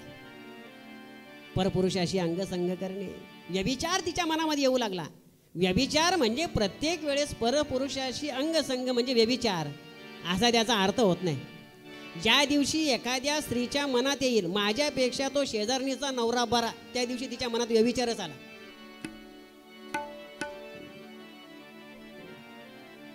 पतिव्रते जैसा भ्रतार प्रमाण. तिच्यासाठी तिचा पती म्हणजे तिचं दैवत आहे, पण माझ्यापेक्षा शेजारणीचा बरा असं ज्या दिवशी तिला वाटेल त्या दिवशी व्यभिचार आहे, बाकी दुसरं काय नाही. ही व्यभिचार करू लागली आणि एक दिवस तिच्या पतीच्या हातामध्ये ती सापडली. याने तिला बेदम मारली, शिव्या देऊ लागला. पण ती पण वैतागलेलीच होती. तिने आवाज चढवला आणि आपला आवाज तोपर्यंतच चालतो जोपर्यंत समोरून आपल्या आवाजाला प्रतिउत्तर येत नाही. ज्या दिवशी समोरून आपल्या आवाजापेक्षा वरचढ आवाज आला त्या दिवशी पुरुषाने काय करावं माहिती आहे का? सेटलमेंट करावी. नाही तर आपला आवाज बाजूच्यानं ऐकायला येईल. तिने आवाज चढवला, ए सांगू नको मला, तुला अधिकार आहे का मला सांगण्याचा, मला बोलण्याचा? नुसता लोकांना सांगी सुटलाय. सत्य संकल्पाचा दाता नारायण. तू जेव्हा जेव्हा देवळात जातो तेव्हा तेव्हा लोकांचं वाटोळं व्हावं हाच नवस करतो देवा पुढं. लोकांना उपदेश करायला सोपं आहे. ती सांगू लागली, तू मला बोलतोस ना, तुझं वागणं काय,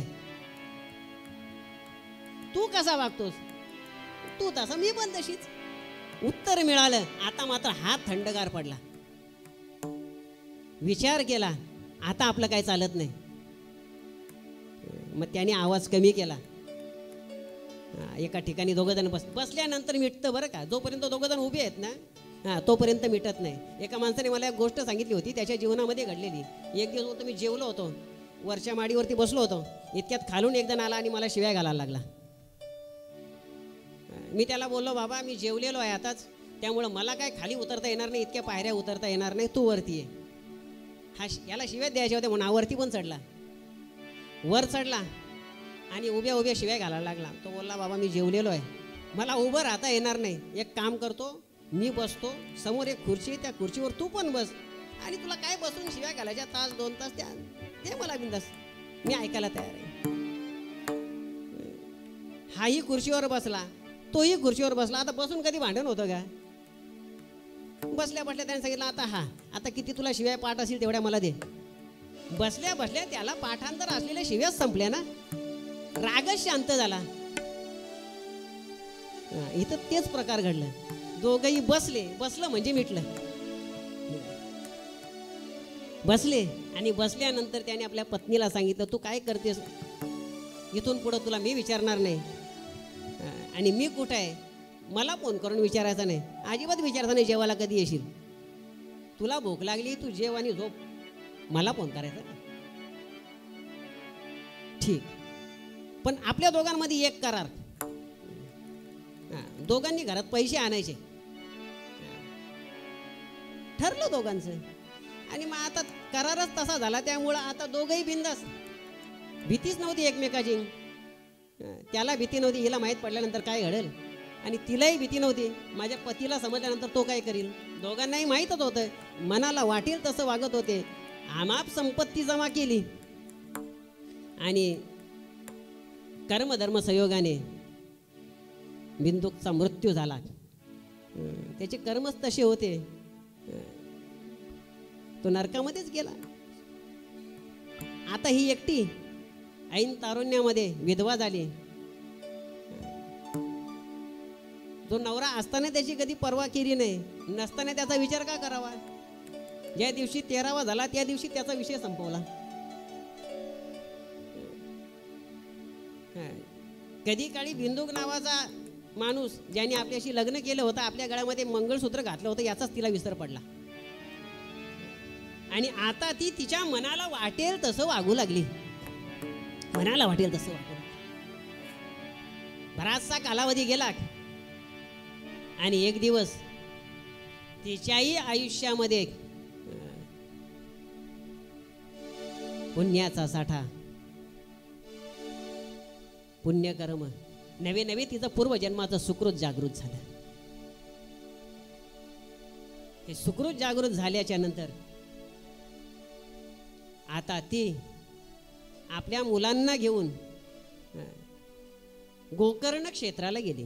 ती गोकर्ण क्षेत्राला देवदर्शनाला गेली नव्हती बरं का, ती जत्रेत फिरायला गेली होती. जत्रेत फिरायला गेली होती. आम्ही तीर्थयात्रेला जातो, आम्ही सांगताना सांगतो देवदर्शनासाठी चाललोय, पण आम्ही खरंच देवदर्शनासाठी चाललोय का? कधीतरी मनाला प्रश्न विचारावा. पहिली गोष्ट तर अशी, अन्य क्षेत्रे कृतम पापम तीर्थक्षेत्रे विनश्यती. अन्य ठिकाणी केलेले पाप तीर्थक्षेत्राला जाऊन फेडतात म्हणून आमची तीर्थयात्रा. दुसरी गोष्ट, तिथे गेल्यानंतर तिथून काहीतरी आम्ही घेऊन येतो म्हणजे आम्ही शॉपिंगला गेलो होतो. चांगल्या चांगल्या ठिकाणी जातो, तिथून सेल्फी काढतो, फेसबुकला टाकतो, इन्स्टाला टाकतो, म्हणजे तो पिकनिकला गेला होता. तो कुठे एका ठिकाणी बसून चिंतन करत बसलाय? अजिबात नाही. त्याची चिंताच संपली नाही अजूनपर्यंत. तो कधी चिंतन करायचा? ही सुद्धा गोकर्ण क्षेत्राला गेली, यात्रेमध्ये फिरत होती आणि फिरता फिरता ती एका शिवालयाच्या समोरून चालली होती. शिवालयाच्या समोरून जात असताना त्या ठिकाणी कथा सुरू होती आणि ते कथाकार सांगत होते,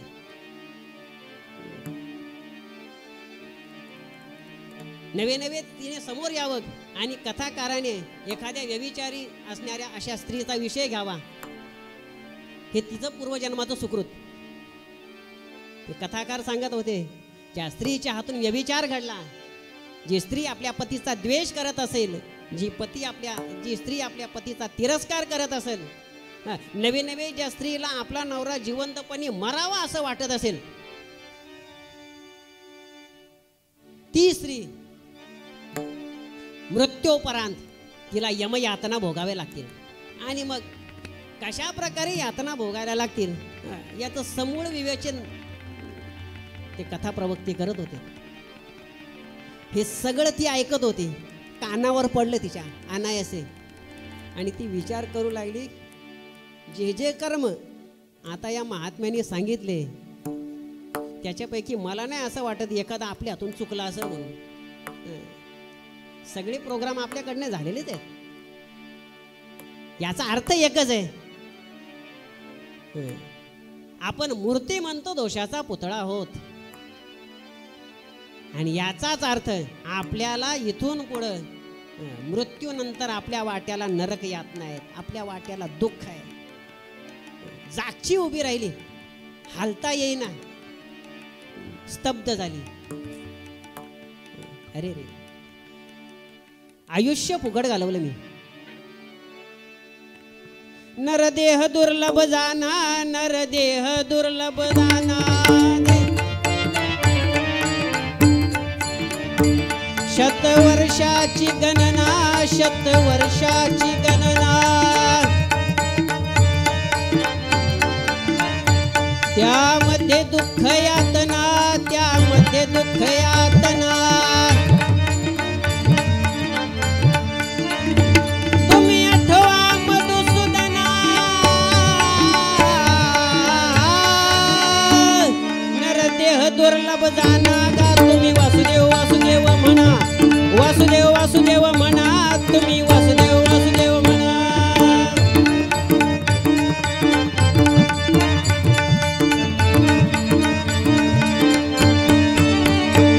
तुम्ही वासुदेव वासुदेव म्हणा, तुम्ही वासुदेव वासुदेव म्हणा, तुम्ही वासुदेव वासुदेव म्हणा, तुम्ही वासुदेव वासुदेव म्हणा, तुम्ही वासुदेव वासुदेव म्हणा, तुम्ही वासुदेव वासुदेव म्हणा. उमापती महादेव की जय. तिला कळालं, दुर्लभ असं असणारं नरशरीर मला मिळालं.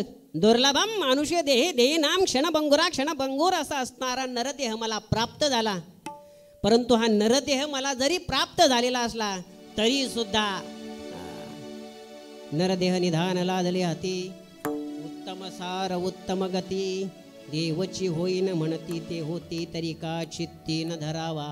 उत्तम असं नरशरीर मला प्राप्त झालं, परंतु हे नरशरीर मला प्राप्त झाल्यानंतर मला जे करायचंय ते मात्र मी केलं नाही. कलियुगा माझी करावी कीर्तन,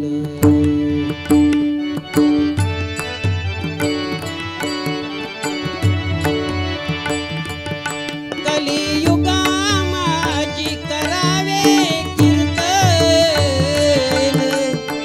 तेने नारायण देईल भेटी, तेने नारायण देईल भेटी, तेने नारायण देईल भेटी.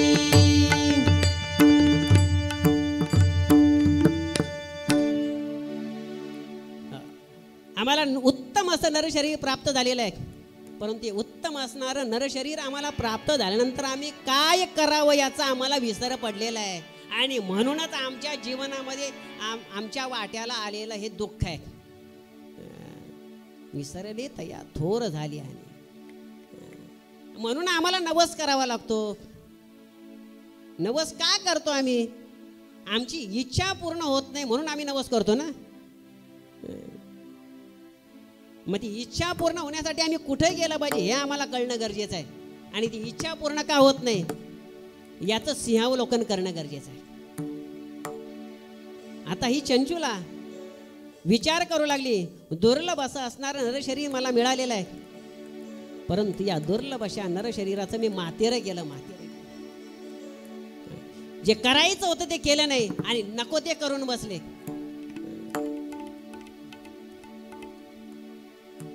आता पुढे ज्या मला यमयातना भोगाव्या लागणार आहेत याच्यातून मला सोडविल तरी कोण? विचार केला. ज्या महात्म्याच्या मुखातून आपण कथा ऐकली,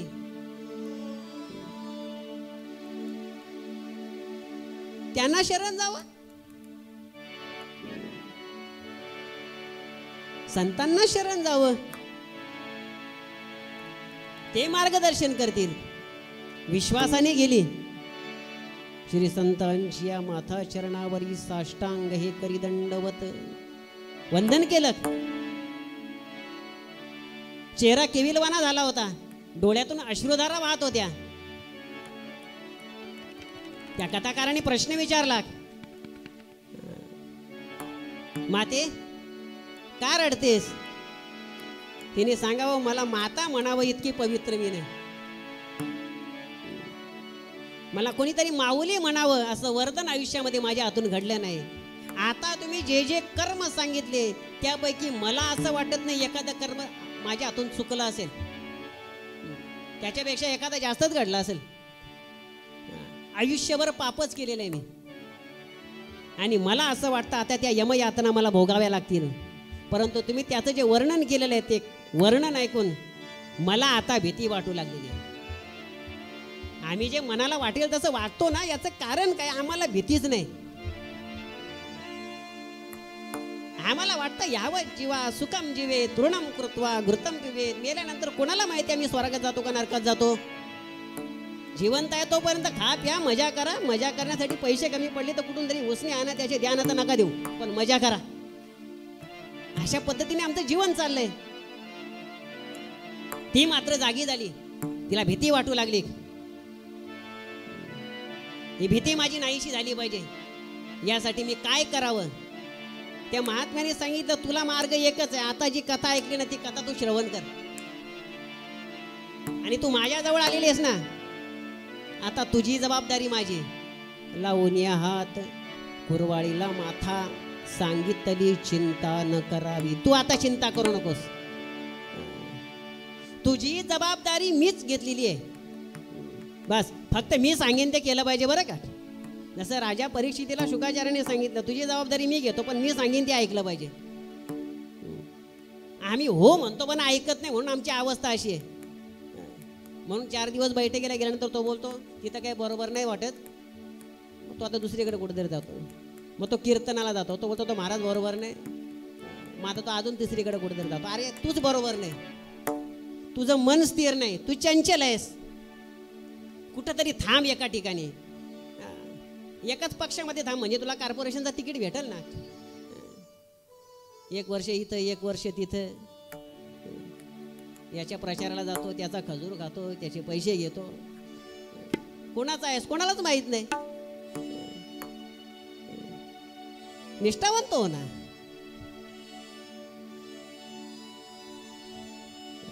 त्या ब्राह्मणाला दया आली आणि महात्मा त्यालाच म्हणतात, दुःख वे अनेकांच्या दुःखे. इतरांना झालेलं दुःख पाहून ज्याला दुःख होईल तो महात्मा, तोची साधू ओळखावा. त्याला साधू म्हणता येईल. नुसते साधूचे कपडे घातले म्हणजे साधू नाही. कीर्तन करतो म्हणजे साधू नाही. कथा करतो म्हणजे साधू नाही. सांगता पुराणे नवती संत. दया असली पाहिजे. संत तोची जाणा जगी, दया क्षमा ज्याची. दया उपजली. शिव महापुराण कथा तिने श्रवण केली आणि त्या शिव महापुराण कथेचं तिने श्रवण केल्यानंतर अष्टसात्विक भाव जागृत झाला. आणि हा भाव जागृत झाल्याच्या नंतर एकदा माणूस पुढे गेला ना की मग तो परत माघारी येत नाही. आम्ही पुढे जातो ना मागे येतो म्हणजे आम्ही कुठेतरी काहीतरी विसरलेलोच असतो. आम्ही वारीला गेल्यानंतर सुद्धा संध्याकाळी जिथं वस्तीला आहे तिथं पोचलो की फोन करतो, जेवले का? अरे कशाला चिंता करतो? उलट तू घरात नाही म्हणून त्या आनंदात त्यांनी एखादी भाकर जास्ती खाली असेल, कारण तुझं टेन्शन जास्ती त्यांच्या मागे. कशाला विचारतो जेवले का? आणि तू घरात नाही म्हणून ते काय उपाशी आहेत का? आज ते घरात स्वयंपाक करणार नाही, ते नाक्यावरून चायनीज घेऊन येतील. तू नाही म्हणून तू त्यांची चिंता करू नको. आता मात्र ती भाव जागृत झाला. काही मी उद्धार पावेन, काही कृपा करील नारायण असं वाटलं. आणि त्याचा परिणाम चिंतने चिंतने तद्रूपता. ती आता शिवनामामध्ये तल्लीन झाली. आणि ही शिवनामामध्ये तल्लीन झालेली चंचुला या शिवनामाचा गजर करत असताना, त्याच्या भक्तीमध्ये रंगून गेली असताना तिची प्राण ज्योत मालवली. ती शिवतत्वामध्ये विलीन झाली. शिवलोक तिला प्राप्त झालं. डोळे उघडले. ज्याची आराधना करत होते मी,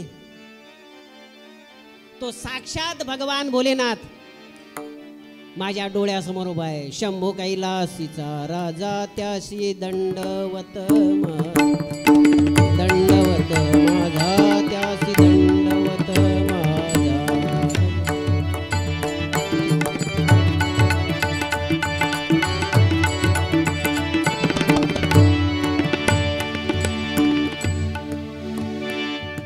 साष्टांग दंडवत केलं. आणि भगवान महादेवाने आशीर्वाद दिला, आजपासून तू कोणाची सखी होशील? पार्वतीची सखी म्हणून राहशील. काय आनंद झाला असेल, काय अभिमान झाला असेल. इतकी पापी दुराचारी, परंतु आता ती माता पार्वतीची सखी झाली. हे भक्तीचं फळ आहे.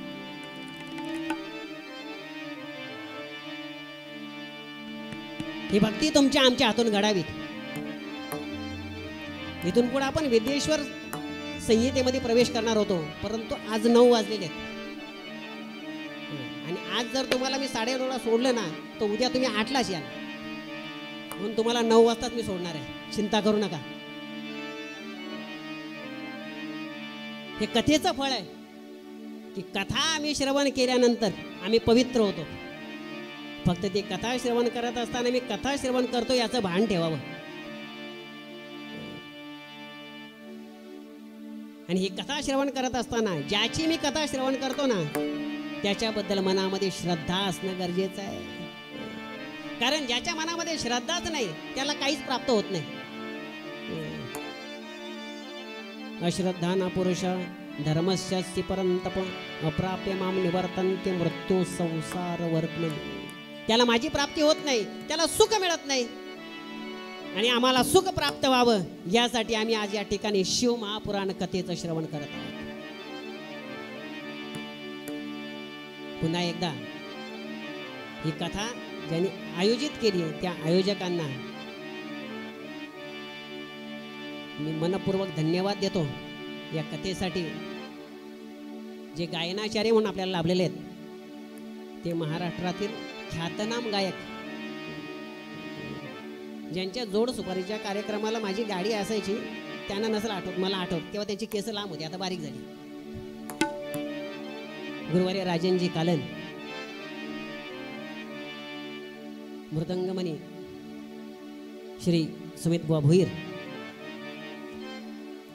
तबलापट्टू श्री सूरजजी पाटील. आता टाळ या शब्दाला अजून काही उपाधी देतात ते मला माहीत नाही, म्हणजे ज्यांनी टाळ वाजवण्यासाठी साथ केलेली आहे ते कुमार रोहितजी भोईर. या सर्व कलावृंदांचे मनपूर्वक आभार व्यक्त करतो आणि आजची कथा याच ठिकाणी आपण विसर्जित करूया.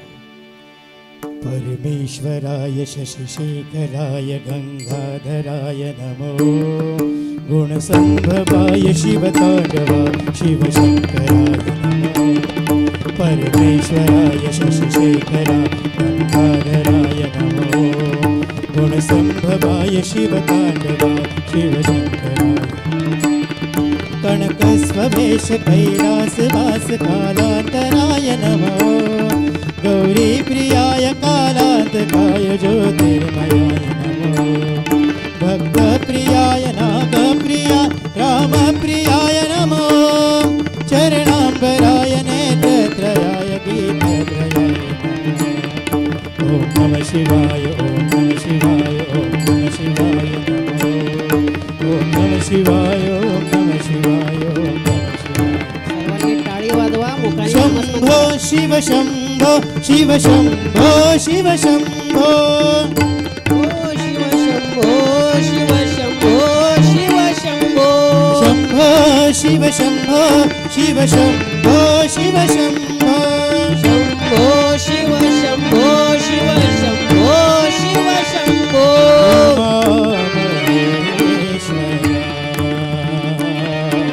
गौरी प्रिया शंकरा. शंभो शंभो शिव शंभो, हर शंभो, हर शंभो. ओ शिव शंभो, शिव शंभो, हर शंभो. शंभो शिव शंभो, शिव शंभो, हर शंभो. शंभो शिव शंभो, हर शंभो, शिव शंभो. सामगान प्रिय शंकरा, प्रेम हृदय रविशंकरा. नर्तन शिव परमेश्वरा, ईश्वर जगदीश्वर हरा. शंभो शिव शंभो, हर शंभो, हर शंभो. शंभो शिव शंभो, हर शंभो, शिव शंभो. शंभो शिव शंभो, शिव शंभो, हर शंभो. शंभो शिव शंभो, शिव शंभो, हर शंभो. नाम तुझे बरबेगा शंकरा, नाम तुझे बरबेगा शंकरा, नाम तुझे बरबेगा शंकरा.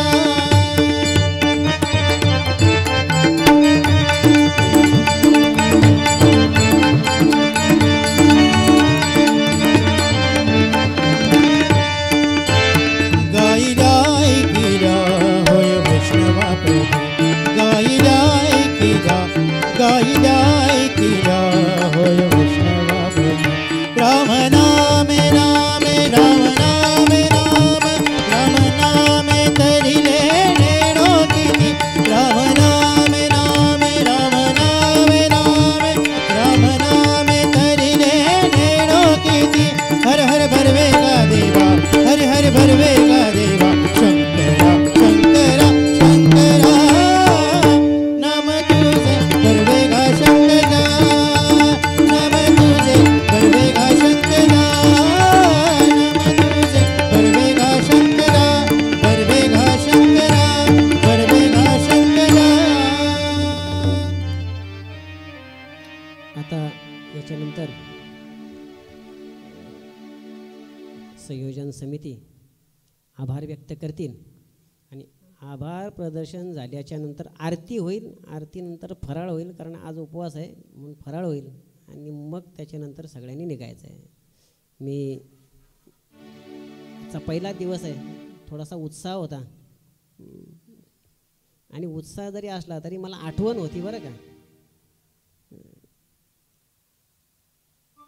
ज्यांनी मला जन्म दिला ते माझे जन्मदाते आज या ठिकाणी उपस्थित आहेत, माझे वडील.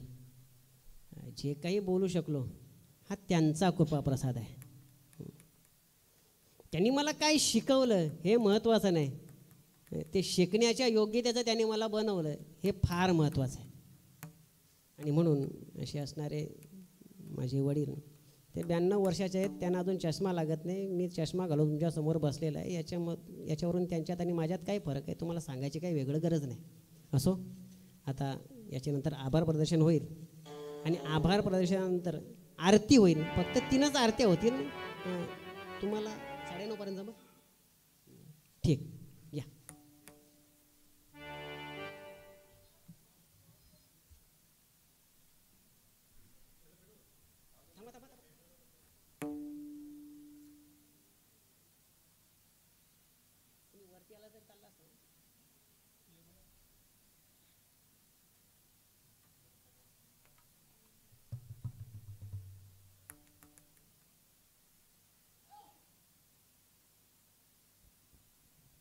आज श्रावण मासाच्या पर्वावर शिव महापुराण कथा व भव्य नामस्कीर्तन सोहळा खिडकालेश्वर महादेवाच्या कृपेने सालाभरात प्रमाणे श्रावण मासाच्या पावन पर्वावर साजरा होणारा शिव महोत्सव याही वर्षी आनंदाने आणि उत्साहाने श्री खिडकालेश्वर महादेव मंदिर समितीच्या वतीने साजरा होत आहे.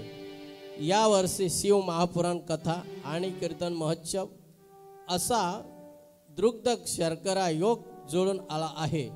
ही कथा ज्यांच्या मुखातून आपण श्रवण करत आहोत. कथा कुठल्या राजाची आज ऐकली आपण? चंचुला नगरात दाम्पत्य ब्राह्मण यांची कथा आज महाराजांनी आपल्याला अति शांतपणे सांगितलेले, समजेल असे श्लोक सांगितलेले आहेत. या कथेच्या मुखातून आपण श्रावण करत आहेत ते आपल्या सर्वांचे सुपरिचित आणि सप्ताहाचे प्रमुख मार्गदर्शक कथा प्रवक्ते हरिभक्त पारायण श्री नंदकिशोर महाराज पाटील यांच्या मुखारविंदातून आज ही कथा ऐकली आहे. आज कथेचा पहिला दिवस आहे. गोकुलाष्टमी कृष्ण जन्मोत्सव असल्या कारणाने वक्ती मंडळी जरा कमी आहे. महाराज बोलले का झोपेचा सोंग घेतो त्याला काय उठता येत नाही. ते आपण आपाप झोपलो आणि आपाप उठून आलेलं आहेत, तो आपल्या नशिबाचा प्रसाद म्हणून एक कथाच आपण श्रवण केलेलं आहे. असो, या कथेसाठी आलेल्या सर्व उपस्थितांचे मंदिर समिती आणि खिडकाली ग्रामस्थांच्या वतीने मनपूर्वक आभार व्यक्त करीत आहे. तसेच आरतीसाठी महिलांच्या 3 रांगा लावायच्या आहेत आणि पुरुषांच्या या बाजूला 3 रांगा लावायच्या आहेत. असे प्रत्येकाला आरतीचा लाभ द्यायचा आहे. प्रत्येक 1-2 मिनटं तरी 1 मिनटं तरी प्रत्येकाला त्याचा लाभ घ्यायचा आहे. एवढे बोलून मी 2 शब्द संबोधतो. सर्वप्रथम हरिभक्तपरायण तुळशीराम बाबा भोईर, रंगनाथ महाराज वडील आणि सर्वच उपस्थितांना विनंती आहे, आज आपण कमीच आहोत, सगळ्यांनीच आरती करायची आहे, पण प्रत्येकाने पाळीपाळीने आरतीचा लाभ घ्यायचा आहे.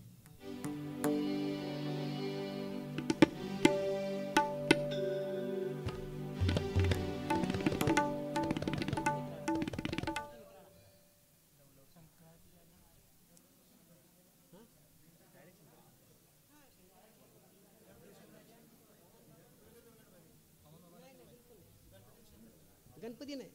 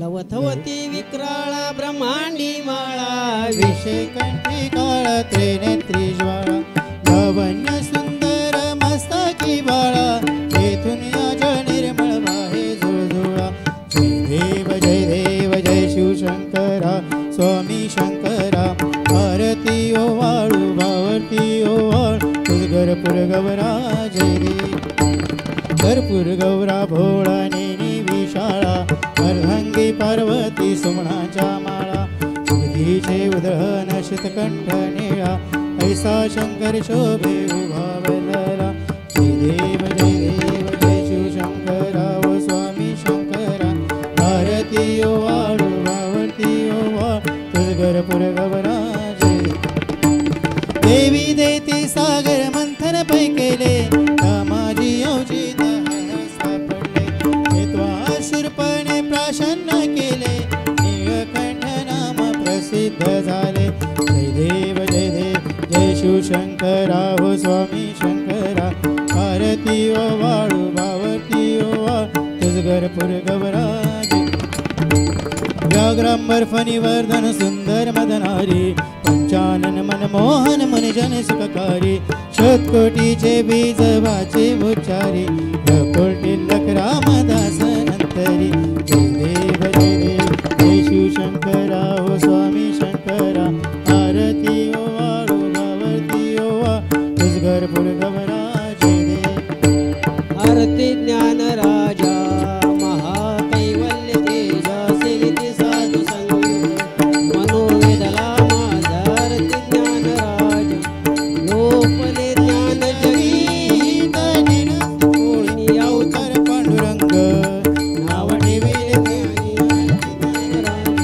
प्रगट गुह्य बोले विश्व ब्रह्माचे गेले राम जनार्दनी पायी मस्तक केले आरती ज्ञान राजा महाकैवल्य तेजा सेविती साधू संत मनोवेदला माझा आरती ज्ञान आरती तुकारामा स्वामी सद्गुरुधामा सच्चिदानंद मूर्ती पाय दाखविया मारती तुकारा राघवे सागरात पाषाण तारिले कैसे तुकोबाचे अभंग रक्षिले आरती तुकारामा स्वामी सद्गुरुधाम सच्चिदानंद मूर्ती पाय दाखविया मारती तुकारामा तुकिता तुलनेसी ब्रह्म तुकासी आले म्हणून रामेश्वर चरणी मस्तक ठेविले आरती तुकारामा स्वामी सद्गुरुधाम सच्चिदानंद मूर्ती पाय दाखविया मारती तुकारामा जय देव जय सद्गुरुनाथा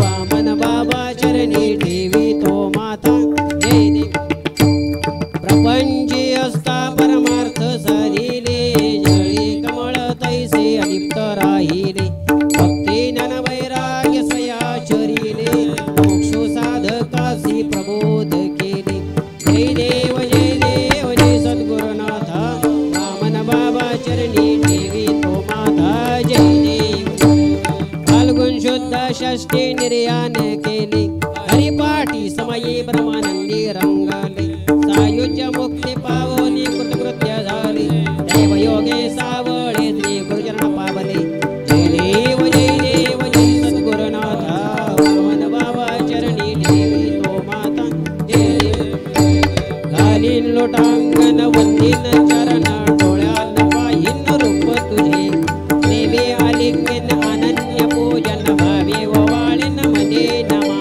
त्वमेव माता पिता त्वमेव बंधु सखा त्वमेव विद्या त्वमेव सर्वं मम देव काये निवासा मनसे देवा बुद्ध्यात्मना वा प्रपदितभावा करोमि यत् सकल परस्मै नारायणायति समर्पया अच्युतं केशवं राम नारायण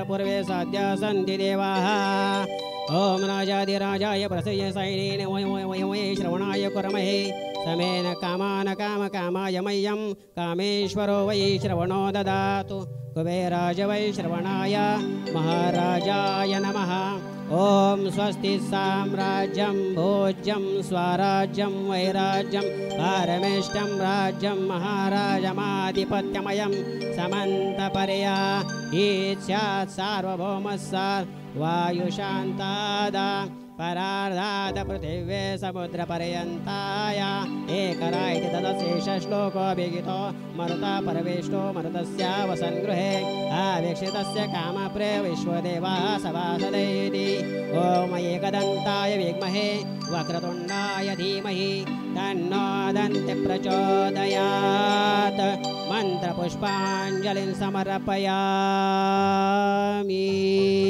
ॐ नमः शिवाय